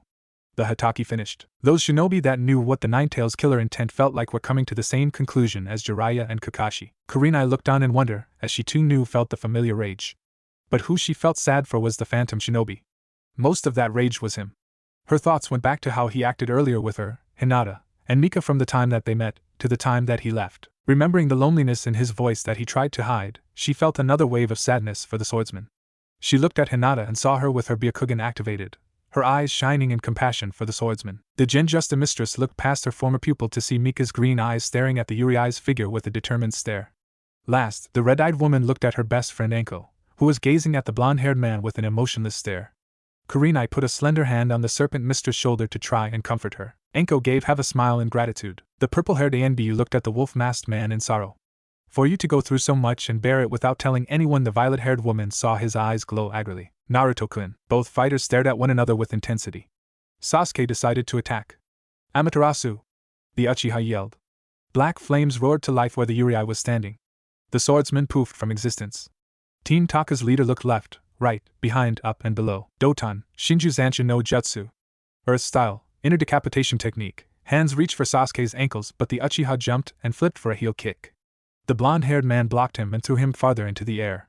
Multiple slashes were being given between the two shinobi, blocking and parrying each other.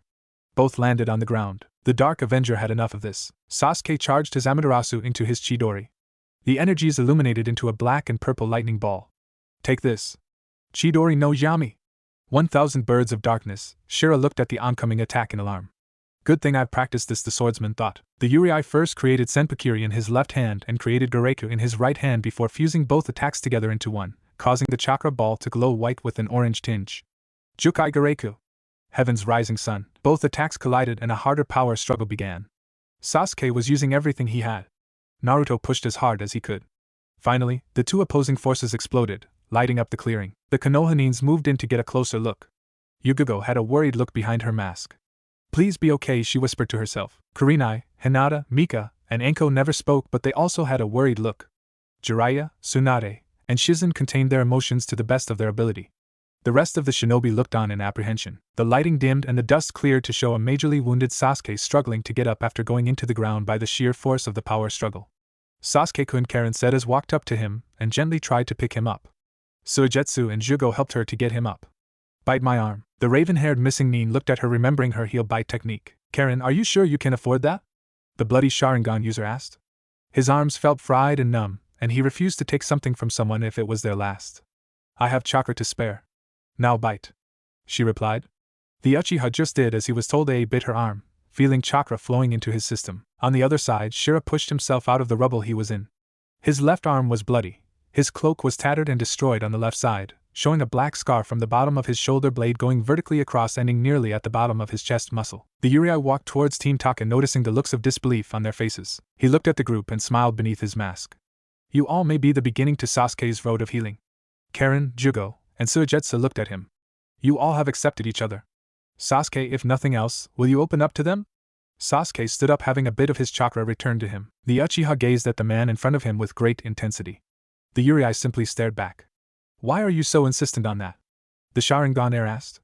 The Urei looked into the raven-haired man's eyes and showed the depth of his rage and loneliness. I understand.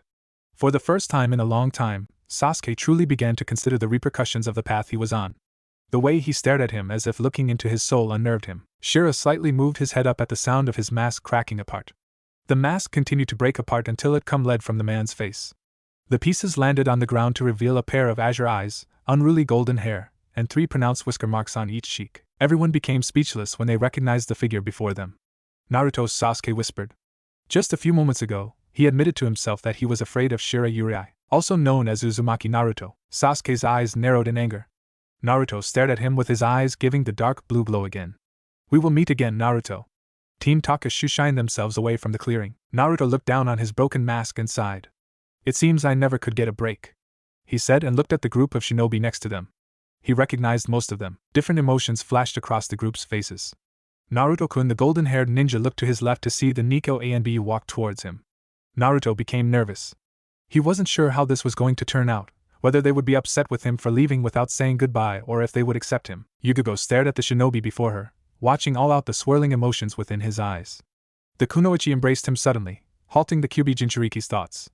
Naruto's heart quickened from the gesture before he felt consoled as he wrapped his arms around the cat-masked woman, closing his eyes as he leaned his head on top of hers. Hinata joined the hug, and then Anko, then Kurenai. One by one, the ninjas joined the group hug. Naruto felt so overwhelmed, his eyes watered up from raw emotion. Naruto became ghost-like and moved outside of the group, wiping away the tears that threatened to spill from his eyes. Thanks for the hugs, the blonde shinobi said, grinning in embarrassment. Everyone looked at him and smiled, chuckling to themselves.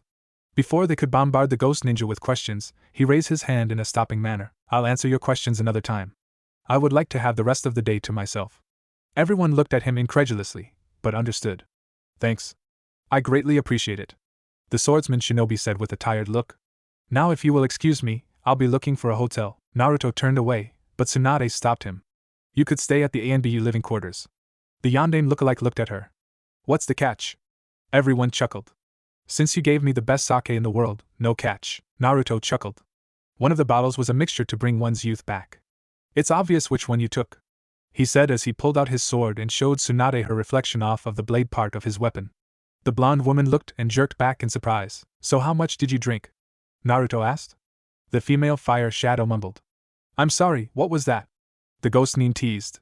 She looked at him with a blush on her face. I said I drank half of it. Naruto looked at her and blinked. Well, you should be around Yahi-chan's age, Naruto replied as he shot the Genjutsu mistress a look. She blushed rosily as she looked away from him. Asuma saw the Genjutsu user's reaction as his eyes slightly narrowed. Tsunade-chan, could you do me a favor? The Hokage lightly blushed from the suffix the golden-haired man used before she looked at him. Sure, what is it? The female Hokage replied. Give the rest of the mixture to Jiraiya, Naruto said with a smile. The spiky-haired sage looked at his godson in surprise. Consider it as thanks for just being there for me, the Jinchuriki replied, seeing the look on his face. But you still owe me. The author of Ika Ika Paradise fell anime style. Come on, Naruto.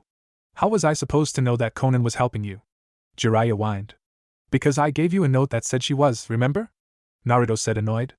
You had to go so far in your sage mode, and even then you almost gotten yourself killed. If it wasn't for me showing up when I did, you would have died. Naruto spoke in a serious tone, displeased that his former sensei almost had his life ended from his decision. The toad Sannin hung his head in shame. Jiraiya knew he had a point. But you're not dead. The blonde-haired man gave a heartwarming smile, which made the kunoichi around them redden in their cheeks ever so slightly. Oh, before I forget, Kona-chan wanted me to give you this. Naruto dug into his pocket and gave a scroll to his old master. Jiraiya took the small paper and read it. So I've gained another person for my spy network, the perverted ninja thought. Thanks, Naruto. Okay then. When we get back into my office, I'll give the mixture to him, Tsunade said, entering the conversation once again. Naruto smiled and nodded. Well, here's the key. It's for your room. Come by the tower tomorrow morning, the blonde-haired woman said, pulling the key from her pocket. Naruto gratefully took the key from her and hugged her, making the Hokage blush. He looked at the group and waved his goodbyes as he walked towards the village. He could go for some ramen right now. After letting Kyuubi tend to his wounds and changing his tattered wardrobe, he made his way to Ichiraku Ramen. The village looked at him with different emotions. Sure, the hate was still there, but there was also a considerable amount of respect, admiration, and a familiar gaze that some of the women gave. He just couldn't decipher it. Being looked at like this made it uncomfortable, and he didn't have a spare mask at all. Stupid Team Taka, breaking my favorite mask? That lasted for 2 whole years. And it was a gift too. Naruto sighed in dismay. Well, I'll try to get another one later, he decided as he made his destination, moving a flap away as he entered the restaurant. Hey Ajisen, Naruto said softly as he sat on a stool. Tsuchi stopped from doing his work and looked back at the whiskered-marked man and gasped. And Naruto? He asked with a shaken voice. The ghost nin smiled and jumped over the counter and gave the ramen owner a hug. Yeah, it's me, Tuchiajizan. The older man hugged back tightly, elated that his favorite customer was back. Tucci pulled back and had a big smile on his face. So what will it be? The Uzumaki looked at him with a genuine smile as he raised his hand high. 3 miso ramen please. I walked in through the back door. Hey Dad, she called with a smile. Tucci just smiled at his daughter. The waitress looked past her father and saw a man in a crimson cloak with a mop of golden hair, pronounced whisker marks, and deep blue eyes looking back at her with a smile. Hey, I am Chan. Naruto said nervously. Recognizing their favorite customer, smiled beautifully and embraced him. I miss you, Naruto-kun, she said softly. The Kyuubi's host hugged her back, touched from her words. I miss you too, I am Chan.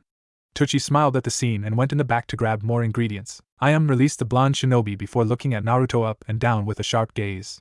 You're taller than me now, she said as she held a hand to her lips as she giggled, grabbing utensils to help her father in making Naruto's order. The golden-haired ninja blushed in embarrassment. Ma, I guess I am. Naruto watched the brunette and noticed something about her. The way she moved, how swiftly she did her tasks, and the efficiency of her tasks, her posture and mannerisms were that of a ninja. Deciding he wouldn't say anything about it, he jumped back over the counter and sat back into the stool. Okay. First bowl of miso ramen is ready, Tucci shouted as he passed his bowl to Naruto. How long has it been since I've had one of these? The blonde swordsman wondered before eating and savoring its marvelous flavor. On his last bowl, 3 other men walked in and waited to order their bowls. Hello, welcome to Ichiraku, what would you like? I asked with a friendly smile. How's about you, sweet thing? The first man said smugly while the other 2 men snickered. The ramen waitress looked at the man that tried to flirt with her and shook her head. I'm sorry, sir, but I'm interested in someone. Now, would you like to order some ramen? She asked again, her smile being forced this time. Naruto looked at the situation in silence and analyzed the men. I don't like where this is going, the blonde thought flatly. Oh, and who would that be? This guy here? The second man pointed at the phantom shinobi. The third man said, looks like a wimp to me. The Nine-Tails jailer finished his bowl. The first man looked at Naruto. Hey, you look familiar. Naruto stood up. Here I am, Chan. Keep the change, the Nine-Tails host said as he placed money on the counter. I remember now. You're the demon that was banished. The azure-eyed man was silent as he gazed upon the 3 men in front of him. Tell me. Naruto started. If you poured ramen into a bowl, does it make the bowl itself ramen? The third man chuckled. Of course it doesn't. The bowl is still a bowl. Then why am I any different? Naruto asked. Everyone went quiet after that. The Uzumaki walked to leave when he stopped. And if you idiots don't leave Ai-chan and Ajizan alone, I'll show you the difference between me and Kyuubi personally. Understand? The men nodded their heads slowly and apologized to the waitress and chef, leaving the stand with a brisk walk. Naruto looked on before leaving silently. He needed to get to the ANBU living quarters for his room. Naruto finally made it to the ANBU living quarters. He already had his key, so he started to look for the apartment he would be staying at. He saw different ANBU look at him and acknowledge him. Naruto returned the gesture. Some of them had their masks on while others had it off. Room S15. Well, this is the place. Naruto used the key to open the door and entered it. He smiled at the simplicity of the room. He closed the door and looked around. When he was finished touring the apartment, he looked through the window. The sun was almost completely out of sight. I haven't been to the Hokage monument in a while. He left the room via Shushin to the monument. The fox's container stood on the third's head and looked at the village. Naruto-kun, are you alright? Kyuubi asked in concern. I'm fine, Kyu-chan. I'm just a little tired, her host replied. The ghost nin squeezed his hand until it was bleeding and began to do half seals. The swordsman placed his hand on the ground and said gently, Kuchios, Kyuubi no Kitsune. The guardian was poofed into existence. It was random how he thought to apply the summoning technique to the 9-tailed vixen. When Amaterasu gave him a contract for wolves, it just came to him. Strange. Kyuubi sat next to him in her fox form with only one tail swishing around slowly. Amaterasu flashed next to her in her wolf form. The full moon is out tonight, said the holy canine. Naruto smiled slightly. It still can't beat sunrises, Kyuubi commented. Both of them agreed. Kyuubi stood up and got onto Naruto's lap before she curled herself and laid down. Naruto raised an eyebrow, amusement by the little vixen. You're warm, the guardian said with a smile.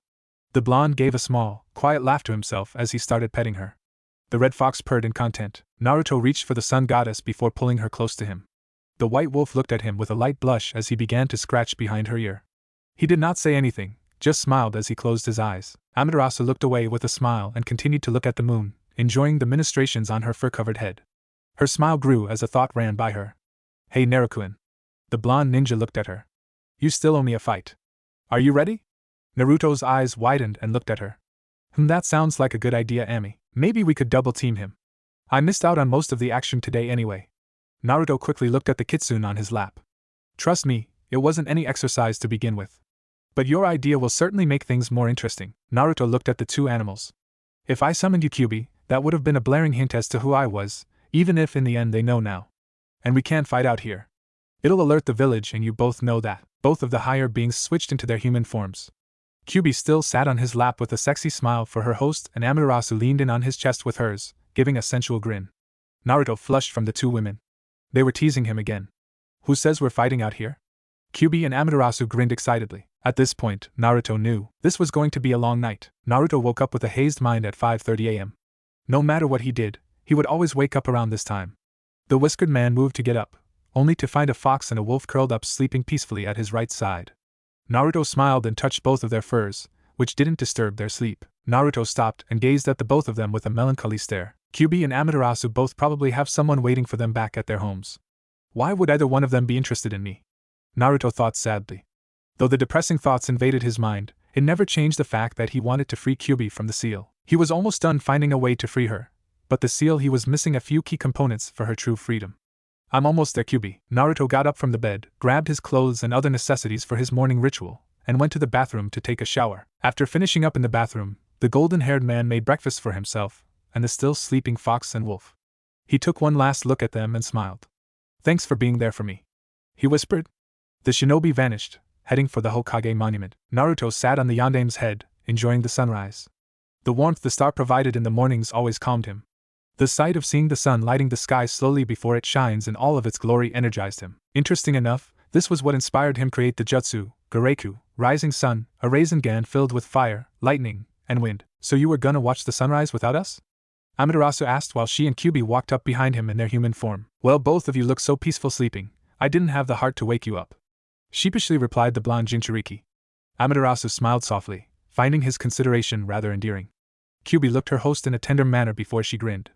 I see you are recovering nicely from last night's little battle. Naruto looked at the vixen, eyebrow twitching. Mindscape or not, his body was killing him. Their expectations of him in a battle were absolutely absurd, he believed. He was only a Jinchuriki, and somehow, the two expected him to be challenging for Kami's sake. He was double-teamed by a guardian and a goddess. Even with his fiery spirit, he did not have a snowball's chance in hell. All in all, he got outright abused by the two. The ghost user turned away from the blood-haired woman, looking back at the landscape before him. Well, you know I aim to please, he answered softly, not desiring to entertain the Kitsune guardian for a verbal exchange. The vixen gave a small pout, but smiled in resignation as she understood that her blonde host wasn't in the mood. So, how are the both of you this morning? The swordsman asked genuinely. Both women sat next to him on both sides. We're fine, thank you for asking, the foxy woman said in content. Both of them leaned on him, and Naruto wrapped his arms around their slender waists. Kyuubi glanced at Naruto, her cheeks becoming a pinkish hue. As long as she had lived, she had never experienced these feelings. Around her host, she was allowed to let her guard down and just be herself, something that she had not allowed herself to do, even if she was by herself. She was completely accepted by him as she felt at peace, loved around him, and strangely enough, even protected. Naruto was powerful. Not stronger than her, mind you, but powerful nonetheless. She could even say that he was attractive to her. He treated her and Amaterasu as equals and looked beyond their beauty, getting to know them on a very personal level. No one has ever gotten that close to her. An authentic smile rested on Kyuubi's visage as she nestled into him. Amaterasu had similar thoughts as she watched the sun peek over the horizon. The white-haired woman gazed at the blonde container for a brief moment. He didn't see her as Mother Amaterasu, the one who defeated Yami, but just Amaterasu, or his christened name for her, Reizuchan. She enjoyed the nickname, not that she would admit to Naruto. It gave her an identity for how she truly was when she was being herself. A part of the goddess loved the fact that it was a name that was personally made for her. No one else, just her. Although he didn't know it, Naruto was closer to her than anyone she knew. Isen, Kebigami, Gekigami, and Waka were close, but when would she actually see them again? Of course Kyuubi was her best friend, but their friendship was different compared to hers and Naruto. She felt content, at ease, guarded, and cherished with the Jinchuriki. Of course she was stronger than him, but he still somehow made her feel shielded, stopping anything that would try to harm her. The shinobi was attractive to her as well. She smiled genuinely before relaxing further into his chest. Naruto's expression was soft, feeling the two women relax more into his embrace. He looked down at the two women who gazed forward at the dawn with a tender glaze in their eyes. What's on your minds? Naruto asked them in concern. Amaterasu and Kyuubi turned their attention to him. Nothing much. Just you. The orange-eyed woman smiled softly. Naruto looked Amaterasu in the eyes, finding truth in their depths. Slowly but surely, a blush was creeping onto his face. She isn't lying, the human sacrifice thought. His gaze switched from the sun goddess to the fox guardian, finding her smiling at him in a tender manner. His blush increased. Naruto finally stood, helping his companions up. The two embraced him gingerly afterwards, making the ghost shinobi gaze upon their forms quietly. Normally, that would have made him think they were up to something, but the look in their eyes told him otherwise. Not the one to reject a hug, he returned the gesture with compassion. What's wrong? Naruto asked. They released him and looked the swordsman. Nothing. But don't forget to go to the Hokage's office this morning, the guardian replied. Naruto's eyes widened, smiling as he scratched the back of his head sheepishly. That completely slipped my mind, Amaterasu giggled along with Kyuubi. We know. The celestial being replied. Well, thanks for the heads up, Naruto said with his patented foxy grin. Kyuubi just smiled and waved it off. Consider it as thanks for making us something to eat this morning, Naruto. And after that she dispelled herself back into the seal. The wolf woman nodded in agreement. The breakfast was very good. And thanks again for the fight. It was enjoyable. Next time should be better. Amaterasu chirped happily before entering the seal in a flash. Naruto held a withdrawn expression as he looked to the sky once more. Amaterasu Kyuubi Naruto spoke to himself before he finally made his way towards the Hokage Tower. Maybe I do have a chance. Seal. The higher beings reappeared back into the seal, soft expressions on their feminine features. I think he's finally letting his guard down, the Fox Guardian said quietly. True, but he's still hesitant. But we're getting through, the celestial being replied with a warm smile. When Amaterasu decided to stay with Naruto, Kyuubi told her everything that happened to him. After hearing it all, the holy being and the guardian wanted to do everything in their power to aid him. During the last few years, both beings saw how alone Naruto was and both agreed on helping him by being there for him when he needed it. But as time passed, they began to have feelings for him. Though unspoken, both were content on sharing him. Kyuubi sighed. But why is he restraining himself? She asked, her spirits dampened. Amaterasu, seeing her best friend down, said, Well, at least we're making progress. I don't think it will be too long until he fully relaxes himself around us. Kyuubi smiled as she closed her eyes, encouraged from the thought. Naruto stood at the front of the Hokage Tower nervously. Now that Konoha knew he was in the village, it would be only a matter of time before the council. Uzumaki Naruto. You are hereby under arrest for trespassing. Sends for his arrest. Naruto sighed in irritation before looking at the ANBU squad in front of him. I have a meeting with Hokage-sama. I cannot afford to miss this, the maskless Jinchuriki said. I'm sorry, Naruto-san. The tiger-masked ANBU started. But you have to come with us, whether you want to or not. Naruto recognized that voice. It was the other ANBU that was with Nico when they escorted him to Tsunade's office yesterday morning. All right. I'll come with you as long as you don't bind me. The squad leader agreed and formed a circle around the crimson-cloaked man. Naruto smiled lightly as the group began to walk towards the council chambers inside the tower. The whisker-cheeked man looked at the 5 elite ninja that surrounded him, each with an animal mask. Tora, Nico, Inu, Shirshir, and Taka, tiger, cat, dog, lion, and hawk. He figured he could try and figure out their identities to pass the time. He recognized Tora and Nico from yesterday but didn't know the rest. Naruto began to sniff their scent. Tora-san smells of water and wood and Nico-chan smells of jasmine and moonflowers with a hint of metal. Interesting, Naruto thought before silently sniffing again. Inu-san smells like vanilla and dogs. Naruto took another sniff. Shirshir-san smells like metal, and Taka-san smells like ramen. Naruto finished his thought confused but never showed it on his face. He thought back to last night when he saw Tochi and Ayam. If that's the case, then what I saw with Ayam's movements were correct. But I never would have thought Anbyu though. Maybe Tokubetsu Jounin, but not Anbyu. Naruto grinned. The Anbyu saw his grin and tensed up a bit. Relax. Naruto spoke in a calm voice. When I give my word, I see it through. Tora saw the glint in the man's dark blue eyes. What are you up to, Naruto? The brown-haired man wondered warily. He only saw that glint once before in the man's eyes when he was younger. It usually meant that he had a plan or someone was about to get embarrassed, sometimes both. So Nico-chan, Naruto started. Yugogo felt heat lightly enter her cheeks, shaking her embarrassment off as she turned her attention to him. What did you do with the moonflower I gave you? Now everyone was interested. When did this happen? The ANBU paid more attention to the conversation. The violet-haired woman looked at the swordsman. I still have it if that's what you're asking. Naruto smiled and nodded. The purple-haired woman was curious though. What was your reason for giving it to me? The former village pariah looked at her and gave a smile that made her, Taka, and Inu almost melt right then. Because moonflowers are rare, he replied in a reserved tone. That, and it's also my way of telling you that I haven't forgotten you. At this, he grinned. Yubigo felt heat slowly come on her cheeks. All of this time, he hadn't forgotten her? And his compliment. Moonflowers are rare because they only grow once a year and start blooming in the evening time and comes into full bloom at night. But in this case he was saying, he liked her in terms of skill, beauty, and personality. In Anbu, her skills flourish in the shadows of night. The moonflower itself is a beautiful, delicate flower, but has strong vines, like her physically. And during the night is the time where she usually can be herself, like the night that they met. Naruto looked away from her with a knowing smile. I'm glad to see that you are still perceptive as ever, he replied, slightly blushing himself. Inu and Taka also understood what he meant, finding themselves at a loss for words. They were jealous that they didn't have someone that was as romantic as that. Suddenly, a growl was heard and the squad looked at their captive. Naruto flushed embarrassingly. I guess I didn't make enough breakfast this morning. He gave an innocent thinking pose, but if one looked closely, you could see the mischief in his eyes. I hope Ajisen and Ayachan are open when this is over. Taka's eyes widened. He called me Ayachan last night when those guys came in the ramen bar too. She blushed and turned her head slightly to the right, and her hands moved a little closer to her lap. This subtle action didn't escape Naruto. So I was right, the QB host thought slyly. The blonde turned to face dog-masked personnel. Inu stared back nervously, not that you could tell. The fox container continued to stare at the dog-masked woman before she decided to ask, is there any reason why you're staring at me? Naruto grinned foxily before replying, because I think you're pretty. Inu tilted her head questioningly. You don't even know what I look like. The elite ninja replied, eye twitching. The swordsman chuckled. Sure I do. You are the beautiful flower that came to cure Dogboy's partner. At this, Inu's eyes widened as she felt her face heat up. I can't believe he remembered that. And he thinks I'm beautiful? The brown-haired woman thought as her blush increased. Naruto thought to himself, 3 down, 2 to go, but before he could start on his next victim, the Shirshirayan Bu announced, we're here. The Jinchuriki sighed quietly. Thanks for the escort. It was fun while it lasted.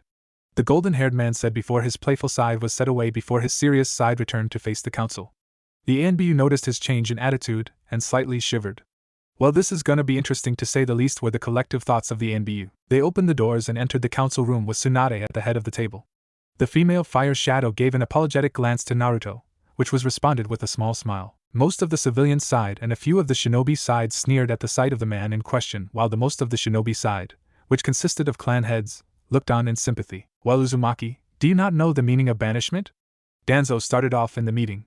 Naruto just chuckled, making the old war hawk narrow his eye at him. Shikaka looked at Naruto. I know you didn't come here only to be discovered, Uzumaki-san. Naruto looked at the Nara clan head. Please, just Naruto will be fine. As for coming here, it was not my intention to be exposed. I simply came to collect my bounty, send a message to Tsunade-sama, and be on my way. And what might that message be? Questioned Koharu. Something that was told to me, Tsunade said with authority. This man gave vital information to us about Orochimaru and the Akatsuki, along with giving us a new alliance with Kirigakure. The council was shaken by the news. Everyone looked at the crimson-cloaked man. Why? Started Sum. Why do you continue to help us? I know that if it was me, I wouldn't even think about the village. Maybe my clan, but not the village. The Inuzuka clan head finished with a withdrawn expression. The rest of the clan heads nodded in agreement. Everyone looked at Naruto for a response. The ninja swordsman looked at the council with a reserved smile. The few people I do have in this village is what keeps me going. The blonde man began. If I have to protect everyone in the village to ensure my few people's safety, then that's what I'll do. He finished. But that still doesn't negate the fact that you are still here when you are banished, stated Hamura. The whiskered man laughed quietly. You're right, it doesn't. I say we should execute him. A civilian councilman proposed. Tsunade looked at him. Too bad you aren't a ninja clan head, for this is a shinobi matter. The blonde-haired woman said calmly, deciding to block the civilians entirely. Naruto had an idea. Let me prove myself to you then. Everyone in the room looked at the human sacrifice curiously. The Hokage smiled, knowing how he could. All right. Now everyone's attention was on the legendary medic. Earlier this week, I'd been informed that all of the Kages will meet due to some arising threats that have begun to show up all around the elemental countries. Everyone nodded. All of us are bringing 2 of our ninjas for protection in case someone tries to attack us. What I'm proposing to all of you is Naruto goes with me as one of my neens. The reactions of the council varied. Most of the civilian side was in an uproar, while the few who weren't actually thought about the idea.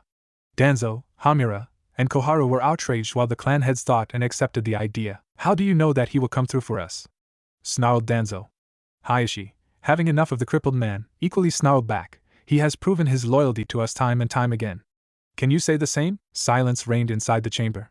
Hayashi Hyuga, the most emotionless clan head they knew, actually showed emotion, and anger at that, defended Naruto, and questioned Danzo's allegiance. Unheard of. I never had to question his loyalty for a moment, unlike you. The Hyuga stated coldly. Danzo stared back at the man in anger. Think of it this way, Danzo. What would the other Kages think if they see Shura Uriai is Konoha's ninja? Naruto said, trying to appeal to Danzo's warhawk nature. Everyone was surprised when Danzo closed his eyes calmly. It's not like I haven't thought of that. It's just that we gave you no reason for you to help us. I just want what's best for Konoha. He spoke before coming into a decision. I accept Hokage-sama's proposal. Danzo said begrudgingly. Everyone was floored. No one, absolutely no one has ever seen the old warhawk act the way he did. Tsunade chuckled before saying, accepting this just makes it easier for me. Either way, he was going whether you wanted him to go or not. The clan head snickered while Danzo stared impassively. Koharu, seeing that the debate was final, bitterly asked, so when are you supposed to leave? The granddaughter of the Shodai Hokage replied, the meeting starts in 3 days but we're leaving tomorrow. She looked at everyone and asked, anything else?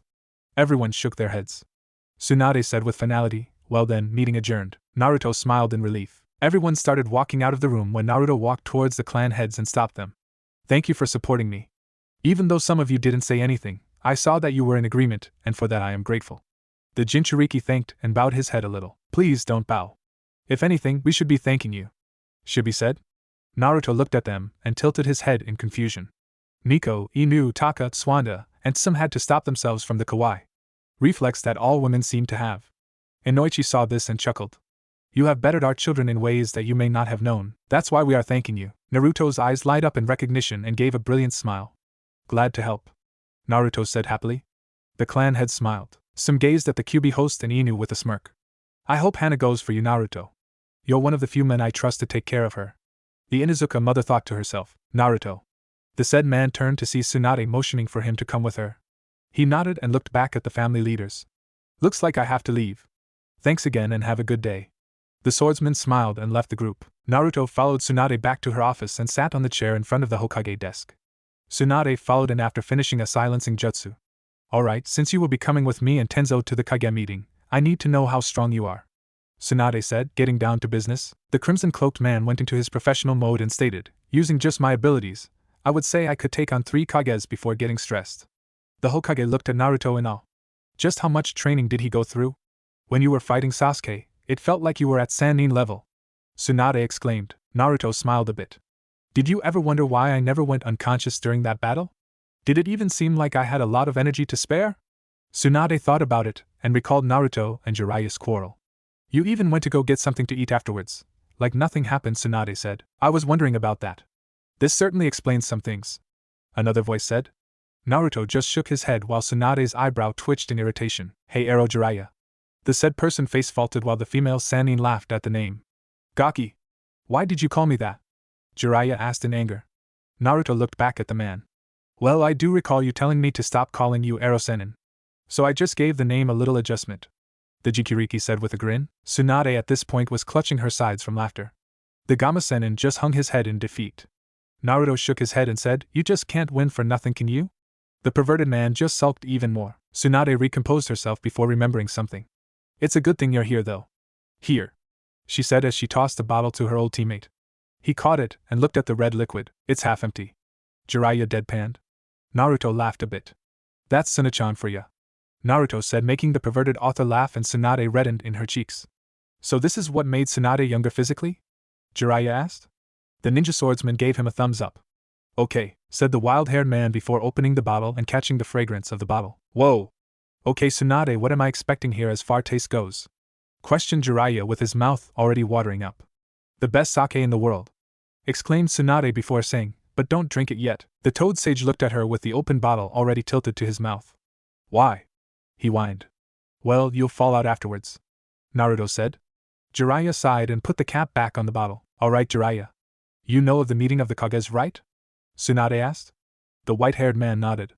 Well, while I'm gone, I need you to be Hokage momentarily, the sage sighed. He knew this was coming. And as Naruto and Tsunade could tell, he did not want the responsibility. Hey sensei, Naruto said. Jiraiya looked at him. If you do this, you can call us even.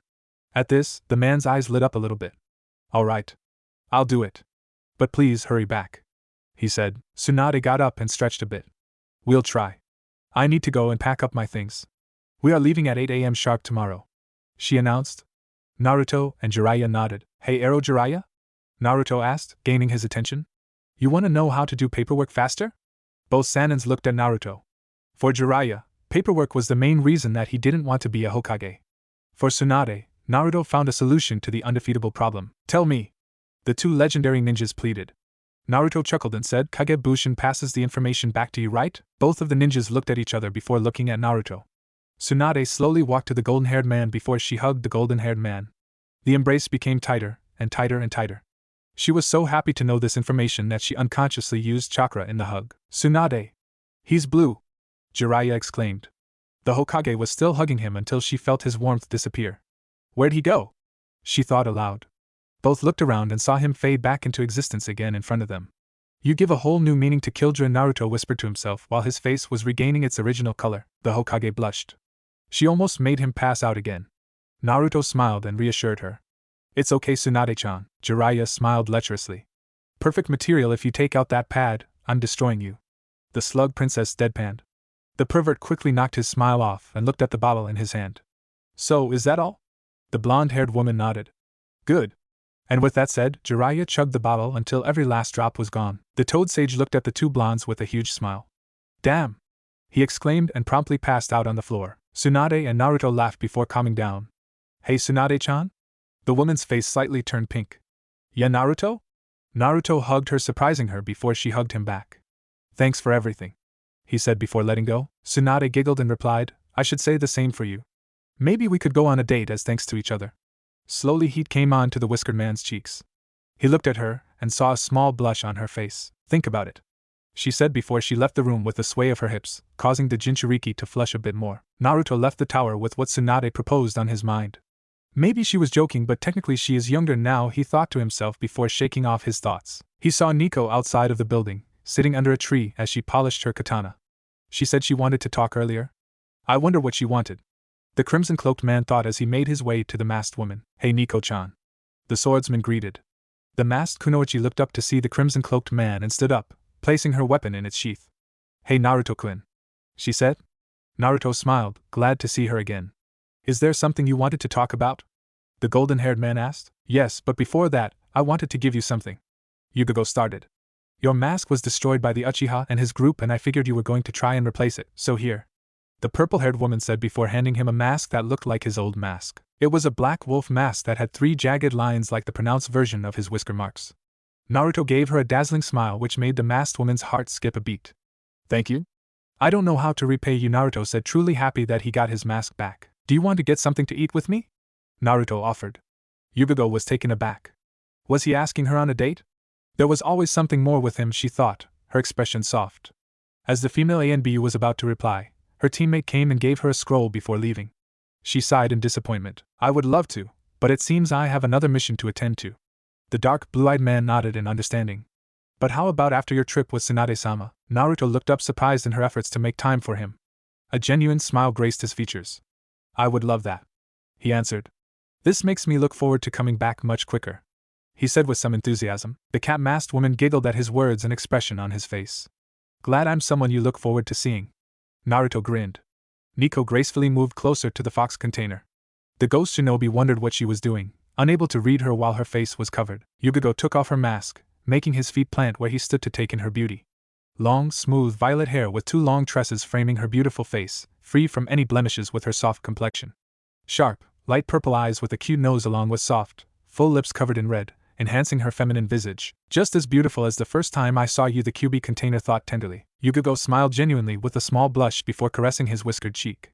She moved her lips towards his before the pair gave a soft kiss, embracing each other in the process. The two separated, the lack of heir apparent. The woman smiled again saying, That's for the moonflower and the compliments. Naruto smiled, nodding in understanding. I'll be waiting for you, Naruto-kun. The purple-haired ANBU spoke softly before putting on her mask. I'll do my best to not keep you waiting, Yuzuki-chan, he replied genuinely. Yugogo felt heat rise to her face before waving her goodbye, leaving in a swirl of leaves. Naruto smiled before putting his mask in his cloak pocket. Naruto sat in the ramen vendor eating his second bowl. His mind was still on Tsunade and Yugogo for a while before it began to wonder about the Kage meeting. This trip will not come without something bad happening, the blonde thought solemnly. And something tells me that this meeting isn't all that it seems. The golden-haired man checked his inventory on his person and figured he could get another pack of explosive paper.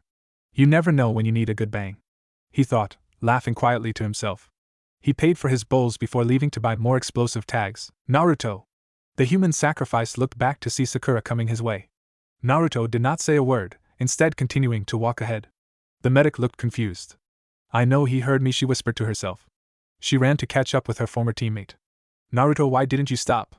The pink-head asked. The golden-haired man looked at her heatedly before looking back on the road that they were on.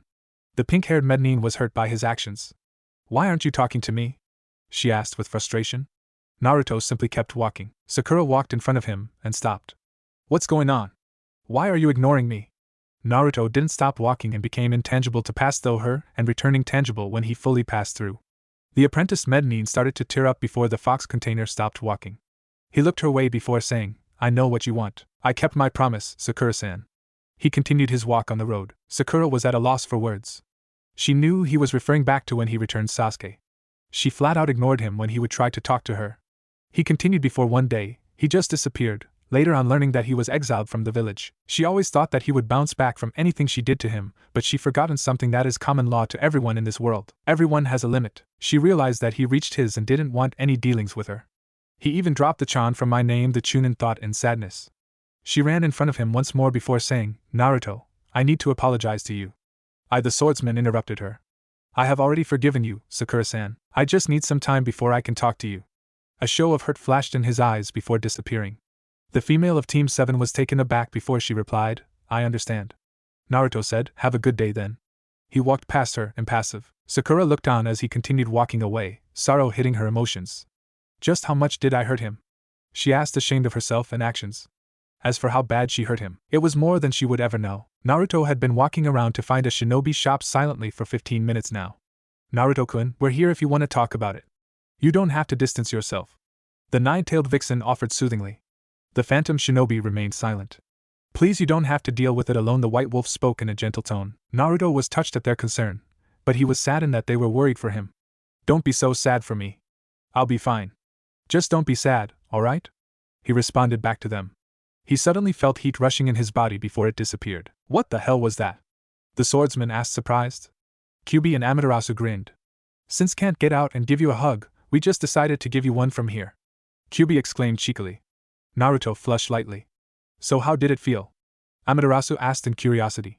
The blonde-haired man fought down another blush. He was about to reply when he bumped into someone. Still standing, he looked down to see the Genjutsu mistress with the serpent mistress. I'm sorry, I should have been paying attention. The man apologized, grabbing a hold to their slender hands to pull them up. Earlier that day, Enko asked Kurenai to help her find the person they just crashed into. The brunette agreed to help her because though she won't admit it, she too wanted to find and thank him. Plus I want to get to know him better, thought the red-eyed woman. Enko, on the other hand, wanted to thank the dark blue-eyed man for destroying the Sound Village as well as nearly killing their Kage off. She was so elated when her friend agreed to find Naruto, she dragged her around until they both collided into the person they were looking for. Now both of the kunoichi felt a hand on theirs to help them back up. Enko scratched her head sheepishly. Sorry about that. I was just in a rush to find you and ended up dragging Nai-chan with me. Now Naruto had question marks over his head. You were in a rush to find me? For what? He asked, honestly perplexed. The provocative kunoichi grinned. I wanted to thank you for destroying the snake's little village. Naruto's eyes shined in revelation. Now it makes sense. You're welcome, Enko-chan. Enko beamed and Kurenai smiled. Naruto looked at the red-eyed woman. So you agreed with her because you wanted to see me again, Kurenai-chan? The ninja swordsman asked teasingly. The black-haired woman blushed. Enko looked on and smirked. Perfect blackmail material, so that's why I didn't have much of a fight from you. I don't blame you. He is pretty sexy, Enko exclaimed, further embarrassing the bandage-wrapped jounin. Naruto chuckled at the kunoichi's misfortune before catching a glimpse of a black mark on the Tokubetsu jounin's shoulder. That must be the curse seal she has. I wish I could take it off of her, he thought to himself. Then he got an idea. Razor-chan, your chakra has healing abilities, right? Amaterasu replied, that's right. And Q-chan, your chakra is so potent that other invading chakra can't coexist, more or less, right? Naruto questioned again. Basically, Kyuubi replied. Naruto smiled triumphantly. The fox and wolf beings were a bit lost. What are you planning? The red-haired woman asked. You'll see. The jailer answered cryptically. Naruto! Enko yelled. He spaced out for a minute on them and they were trying to get his attention. The golden-haired man heard her and replied, "Yes, Ankoheim?" That caused the purple-haired woman to blush. Kurenai and Naruto saw her reaction, but the genjutsu expert saw this as payback. "Naruto-kun, I think she likes the name," Kurenai said slyly. Naruto smirked a little. "Really? Well, maybe that will be her nickname from now on," he said in a smooth manner. Not the one to be outdone, the purple-haired woman played along. "I would love that," Anko said as she pushed herself to him, allowing him to feel her ample before her hot breath came by his ear. "Naruto-sama." Well, then the fox container started as her looked her in the eyes and gotten close to her face. The purple-haired woman could see him getting closer to her lips, which made her blush a little from anticipation. Their lips were centimeters apart before he changed course and said in her ear, "Sorry to disappoint, my dear." He pulled back with a foxy grin. The two jounin were shocked. Kurenai thought he was actually going to kiss her friend. She let go of a breath she didn't know she was holding. Why was she slightly relieved that he didn't kiss her? "I have a summa," she thought. "I can't be getting any feelings for Naruto." "Right." She shook her head, trying to get her thoughts together. Anko, on the other hand, felt robbed. She actually wanted him to kiss her, but he didn't. Then the provocative Kunoichi realized she was out-teased by Naruto. The two women were caught up in their thoughts when they felt a light tap on their foreheads. They both came back to reality to see Naruto giving them a sly smile. "Back on the road of life, are we? That's good. Well, Anko-chan, I actually may have found a way to get rid of a mark that doesn't belong," the ninja swordsman said, looking at the snake user solemnly. Anko looked a bit startled, but quickly hid it. There was just no way he could take this cursed seal off. Her face showed her doubt, and the Jinchuriki looked at her in understanding. "It's your choice, Anko. If you want to give it a try, then come with me," Naruto offered while walking to a training ground. Both women looked at the man leaving. "What if he can't take it off?" "I don't want to get my hopes up for nothing," Anko said in anger and depression. Kurenai looked at her friend and posed a question to her.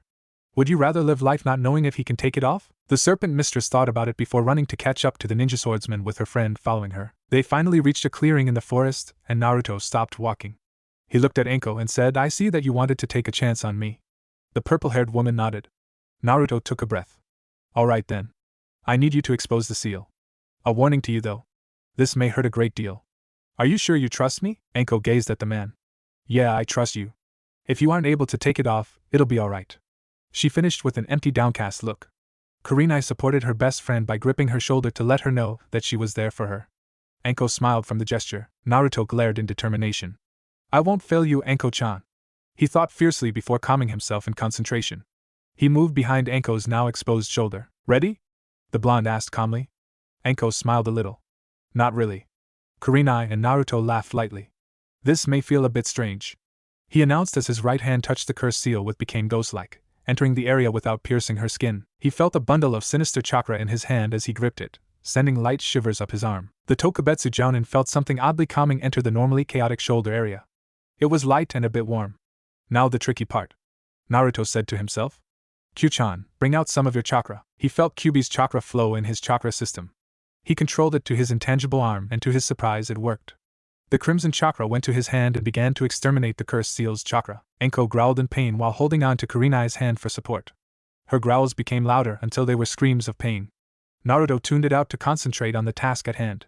"Almost there," he thought. He looked at Kurenai, who was trying to help Anko deal with the pain. "All right. Reiza-chan, I need your chakra now." He felt the holy being's chakra enter his system and guided it to his now intangible left hand that was entering the cursed seal area to raise the final roots of the cursed seal. Destroying the last of the cursed seal, Naruto took out his right hand and stopped the flow of the Ninetales chakra there, willing his hand back to tangibility. His left hand stayed in the area to heal what the two chakras may have damaged. Anko's screams of pain ceased to become low moans of relief and pleasure. This was the most heavenly feeling she ever felt in her life. The genjutsu specialist watched in fascination as the dark, blue-eyed man pulled his remaining hand out. His arm went from bright orange to white and finally become tangible. Anko felt the divine sensation fade from her body.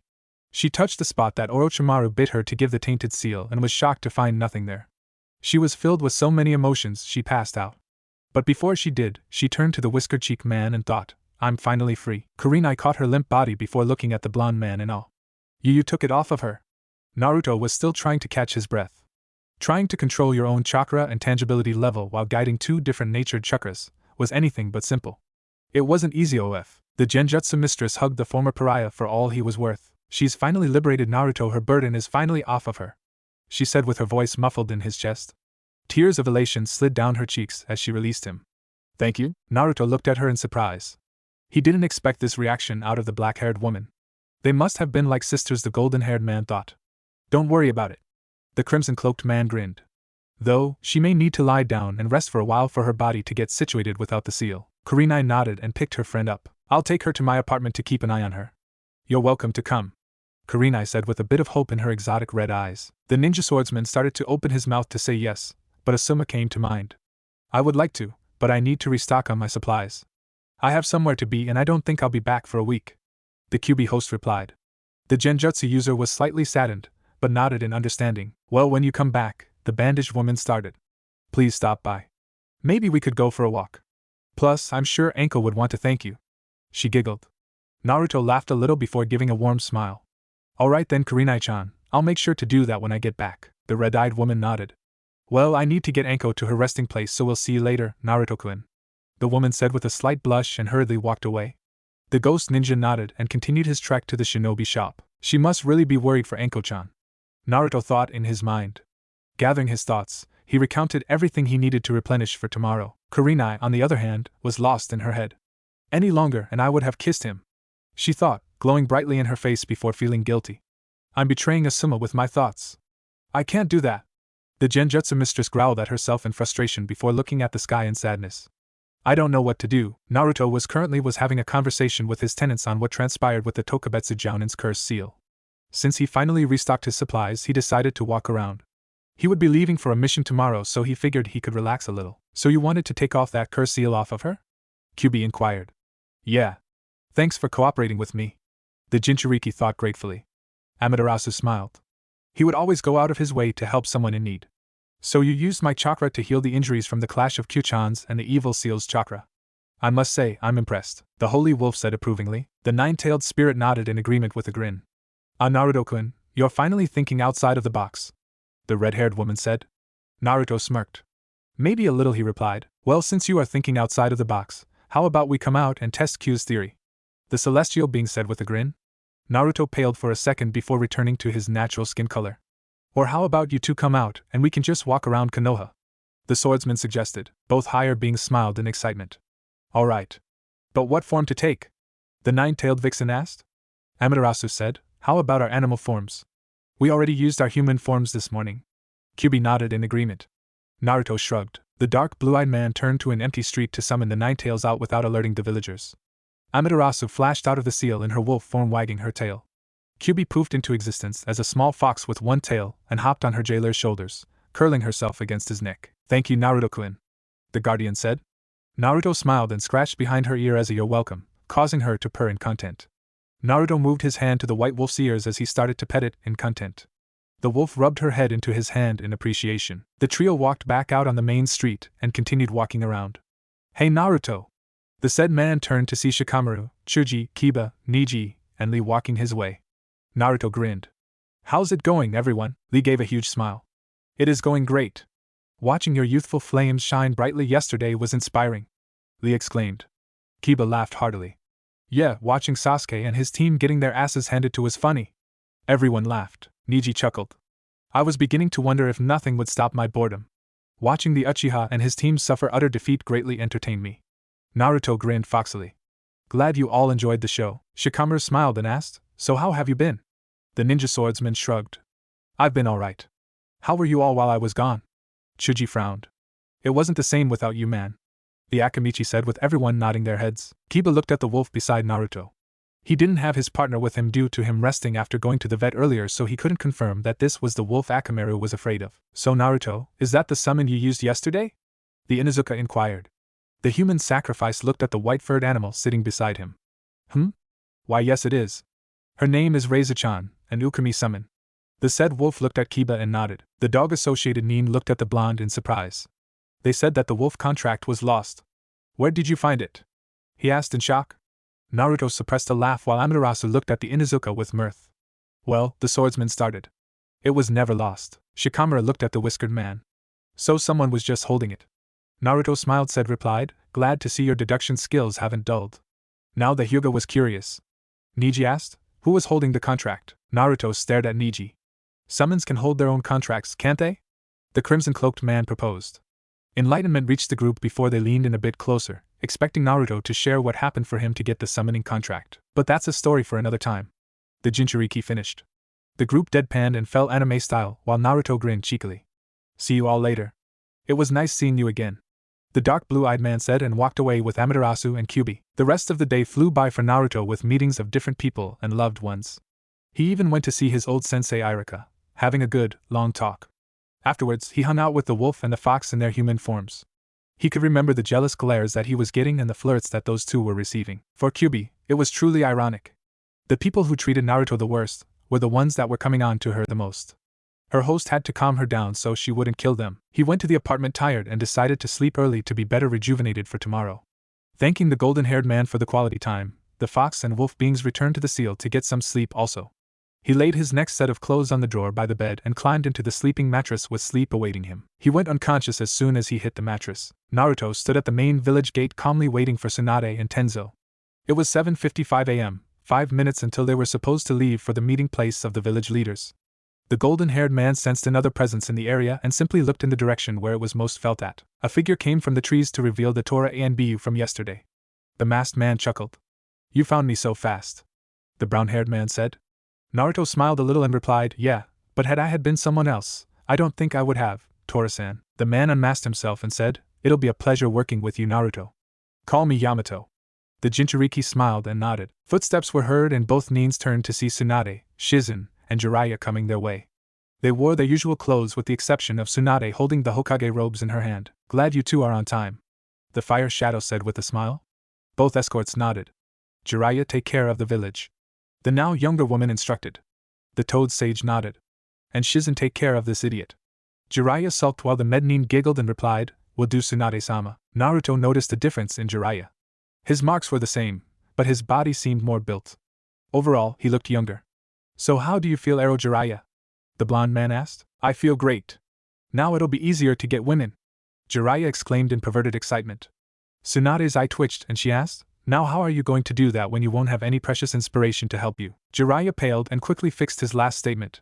I mean, it'll be easier to get women and men to realize their full potential in the shinobi arts with me being Hokage. He finished with a nervous laugh. Tsunade smiled cheekily. That's what I thought. Shizen shook her head and looked at Naruto with a content smile. She walked over to him, getting his attention in the process. The black-haired woman hugged the Jinchuriki and said, stay safe, alright? Naruto smiled at her concern and returned the embrace. We will, Shizen-chan, he whispered. The said woman blushed and released him. Tsunade smiled and announced, alright, let's get going. Protect the village, Jiraiya. The perverted man nodded and replied, I will to the best of my ability.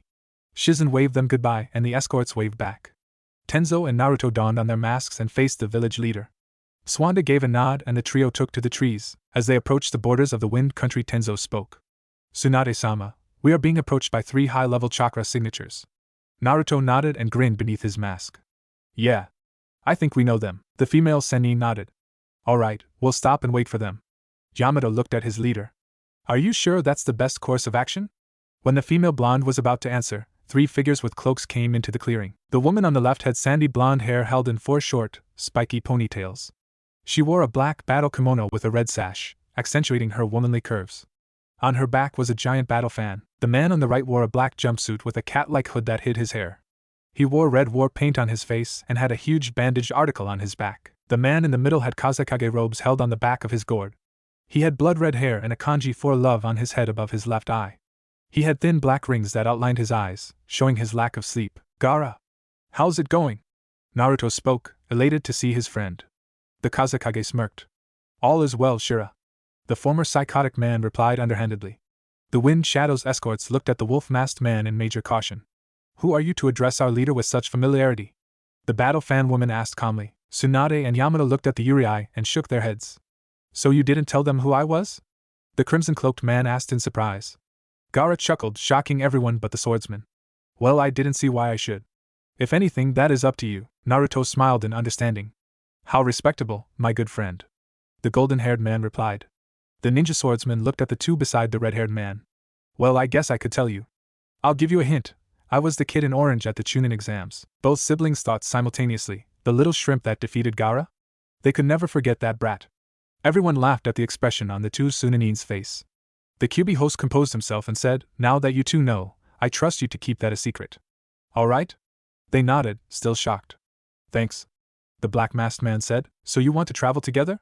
Tenzo asked the Kages. Tsunade shrugged. I don't mind, she said. Gaara smiled a bit and said that's fine. With that said, the group took to the trees together. As they made their way to Iron Country, Temari looked at the man who defeated her brother. Naruto. Of all the people who could have been the Shira Yurei, it was Naruto. She thought in disbelief before chuckling to herself. I never guessed it. He's a lot taller now.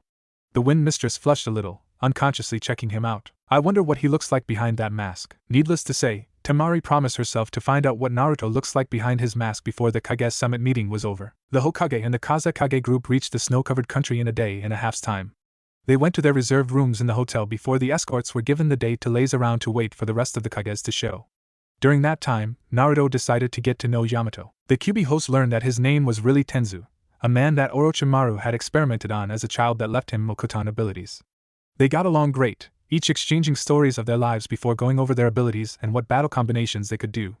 Afterwards, Tenzu left for the bathhouse, leaving Naruto alone. The golden-haired man sat on the roof without his mask on, thinking about the events for tomorrow, before looking at the moon high above his head as the snow calmly fell down. Something troubling you?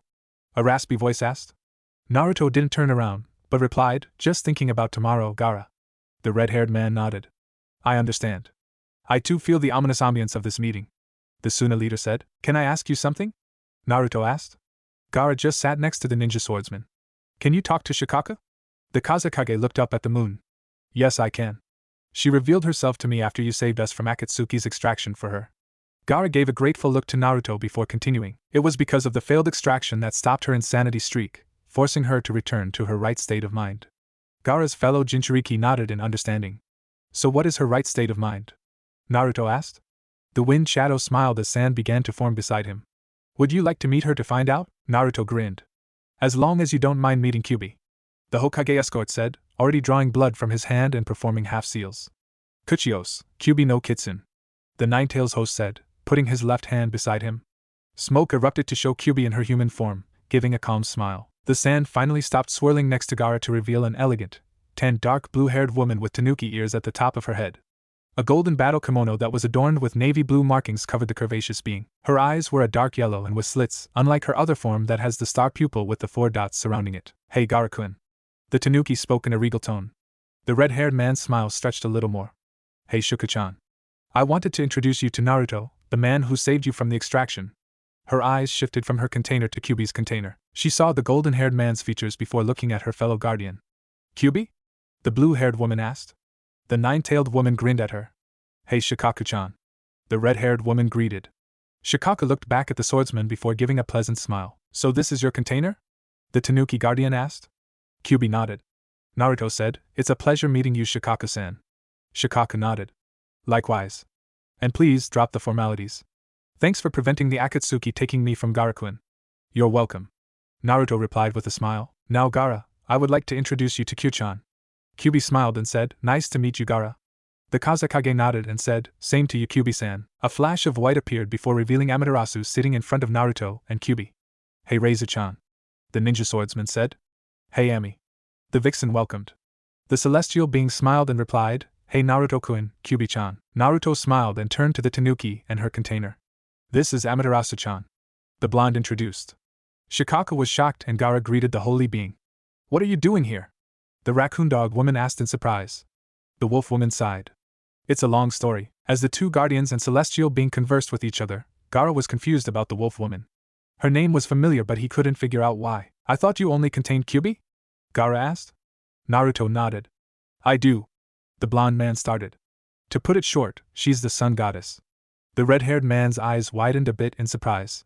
Something major must be arising if she's here. The wind shadow thought aloud. Naruto decided to enlighten him.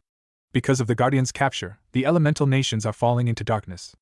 I'm sure you have been receiving reports of these demons killing some of your nins and plundering small villages. Gaara nodded. I have. The sand user started. They are growing at an alarming rate. And they are on par with the Akatsuki in terms of power. The tanuki container finished. Naruto sighed and laughed quietly to himself. This is more trouble than what it's worth. The golden-haired man said. His fellow jailer silently agreed. I'm glad you found someone, Gaara. Naruto said out of the blue. Gaara was surprised from the sudden conversation change from the whiskered man. I will admit I didn't think it would work out for me, but imagine my surprise when she returned those feelings.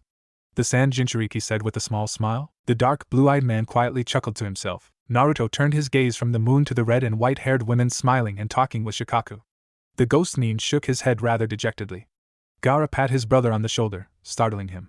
It'll work itself out. The crimson-cloaked man said, sometimes I wonder. The human sacrifices and their prisoners continued to talk for a little while longer before going back to their hotels to rest for tomorrow. When the two young adult Jinchuriki went to bed, they both thought, tomorrow is going to be a long day. Early morning arrived with Naruto sitting on the roof of the hotel. The meeting officially started 2 hours from now, so he decided to roam around the area. Good morning, Naruto chirped in his mind. Kyubi yawned sleepily and Amaterasu stretched in a light daze from her sleep. Good morning, Kyubi replied. Amaterasu smiled to herself before asking, so today is the Kage meeting? The ninja swordsman sighed. Yeah. It starts in about 2 hours. I'm not really looking forward to it. Both beings in the seal nodded in understanding. So what did you two talk to Shikaku about? The golden-haired man asked in curiosity. The guardian and celestial women looked at each other, not willing to tell him. I think we'll keep that to ourselves, the sun goddess said in a reserved manner. Naruto frowned a little. He hated not knowing. I won't tell, I promise. The black-masked man said, lightly concerned of what the matter was. Kyubi gave an apologetic smile. She knew remaining ignorant was something he hated and she could see his concern, but they just couldn't tell him. We do trust you, Naruto. It's just that the content of the conversation had some personal information that we can't give out. Naruto took the hint as he sighed and slumped his shoulders in defeat. All right. I understand. Sorry for asking. The Phantom Mean said softly as he gave a false smile, unknowingly making his two tenants frown. They hated that fake smile with a passion, but left it alone for the time being. They would talk to him about that another time. The Jinchuriki continued to walk around the village, watching more people fill the streets slowly. He smiled slightly. It was nice to be in a place where the vast majority didn't find your presence offensive. Maybe that was why he was partial to free roaming the countries. The ghost Nin turned the corner for the next street and saw the Mizukage walking on the snow-covered street. I wonder what she's doing here, the crimson-cloaked man said quietly to himself. The village leader of the mist felt his gaze and turned to see him. She gave him a beautiful smile. Ohio Yuri-kun. She greeted warmly as she walked to him. Naruto walked towards her with his unseen smile. He debated about taking his mask off, but he knew it was a risk for his identity being shown to the other village ninja that was there. Hello, Mimizukage-sama, Naruto said, refraining himself from calling the woman by her name. A frown appeared on the red-haired woman's feminine visage. I told you it's alright to call me by my name. I would prefer it actually, she said in sincerity. The ghost user scratched his head sheepishly. Sorry, I just wasn't sure if you were comfortable with it. Mei smiled gracefully as she replied, if that was the case then I wouldn't have told you my name. She moved closer to him as she continued softly, and I wouldn't have kissed you if I didn't feel comfortable with you either. Her smile became seductive as her eyes were mischievous. Do you need reassurance? Naruto blushed from her sultry tone, discreetly grabbing her hand in a tender manner. As much as I would love to take your offer, you know we can't. Eyes are everywhere, you know. The mist leader sighed dejectedly, knowing that his logic was true. The golden-haired man felt kind of bad, trying to make her smile. Can I comfort you in some way? The azure-eyed shinobi responded, releasing her hand and gently placing his hand on her smooth face. Mei blushed prettily and looked away, leaning into his hand as she laid her own hand on top of his. Well, I would be more comfortable in seeing your face. I still don't see why you insist on hiding such a handsome visage, the Mizukage complimented. Naruto reddened in his whiskered cheeks. With reluctance, the two separated from each other. Silence reigned for a moment as the two were trying to figure out what to say next. Curious, Naruto asked, so why are you out here so early? Mei sighed. I wanted some time to myself. Ao can be such a bother. But he has toned himself down since your last visit. The lava user replied. The QB host chuckled. Ao was a worrisome man at times, but his heart was in the right place. What about you? The green-eyed woman inquired. What business would you have here? The blonde sighed and said, I'm one of Tsunade-chan's escorts. The Mizukage was surprised. So Konoha accepted you back? She asked. Naruto shook his head. Not really. This is more of a test to prove my loyalty, he said in a reserved tone. Mei nodded in understanding. The blonde Jinchuriki's eyes became distant. Sometimes I wonder if they will ever trust me, he quietly said, feeling rather hollow. The red-haired woman felt the QB host's mood darken. He must have been denied of their trust for so long. The mist shadow thought solemnly. Then she wondered to herself, how long has he been alone like this? Feeling the need to console the ninja swordsman, she embraced him. Naruto was startled out of his depressing thoughts, feeling warmth over his being. He looked down to see the Mizukage hugging him. She gazed at him softly, trying to comfort him. They will trust you. Just give it time, Naruto-kun. she whispered. If they don't accept you back into the village, Konoha will be making a mistake, the Kiri village leader thought to herself. The blonde-haired man smiled and returned her hug with vigor. The red-haired woman blushed from the golden-haired man's unusual warmth. Thanks, Mei-chan, the swordsman said gratefully. The said woman released him as she backed away. No problem. However, look for me again after this is over and we will call it even. She grinned. Naruto stretched his senses out to find no one around them. He took off his mask and placed a gentle hand on her slender shoulder, giving her a tender kiss on her cheek. He lingered there for a moment before moving away from her. The lava user blushed rosily and looked away from him as she held her face with one of her slender hands, unprepared of his action. Oh my, the rust-colored haired woman softly spoke to herself, rather embarrassed from the endearing action. He smiled softly before placing his mask back over his face. May looked back him with her green eyes. Maybe I'm not the only one who needs reassurance, May the human sacrifice said, having a lightly hidden teasing gleam within his eyes. The Yotan carrier grinned back at her companion as she playfully flicked his mask's nose. Maybe I do need some reassurance. After this meeting, maybe you can do more than that for me, Naruto blushed from her implications. Till we meet again, Naruto, she cooed, entrancingly moved her hips as she left to go back to her room to prepare for the oncoming gathering. Naruto flushed from watching her leave before closing his eyes to clear his head. Deja vu, Naruto said to himself. He looked at the sun's position in the sky. Damn. I still got an hour to kill. The ghost Shinobi said blandly before walking back to the hotel to get ready for the meeting. Tsunade, Tenzo, and Naruto were following a samurai that guided them through the corridors of the building to their destination. When the group finally made it, Tsunade and Tenzo tensed slightly. Naruto grinned beneath his mask from the strong shinobi he felt within the room. He saw the Kages and their nins with them. He scanned each person with his eyes, unknowingly taking a piercing quality to them. First, his eyes laid on Gaara. He gave the one-tailed Jinchuriki a two-finger salute, catching everyone's attention. The red-haired man smirked slightly to his disguised brother, making the onlookers, with the exception of Tsunade, Tenzo, Mei, and the Sand siblings, narrow their eyes in suspicion. The black wolf-masked man looked at the Kirinins along with their Mizukage. He saw Chojuro and his rap swords while Ao had normal shinobi weapons. Except for that eye patch. I think he may be hiding something there. The golden-haired man thought cautiously. His gaze finally went to the red-haired woman. She looked at him with a warm smile as her cheeks colored lightly, her mind recalling this morning. Naruto felt himself giving a fond gaze to her, feeling it was nice to see her again. His sight shifted to the Iwa Nins and their Kage. They had a giant man and a slim woman that strangely reminded him of Anko. The village leader was a small old man that held himself in pride with a bit of arrogance. I have to make sure that he doesn't see my face. He might attack me for my resemblance of the yondaime. Naruto thought and laughed quietly to himself. He turned his attention to the Reikage and his guards. Hey, it's Karabi and Yujito-chan. The ninja swordsman thought with a grin and gave a small wave to them. This time, no one saw it except the lightning's Jinchuriki. The Reikage's brother grinned while the two-tailed container smiled with a light pink tinge on her face. So this is what I missed when Kyuubi's vessel was with you in Kiri? The two-tailed Nico asked as she purred.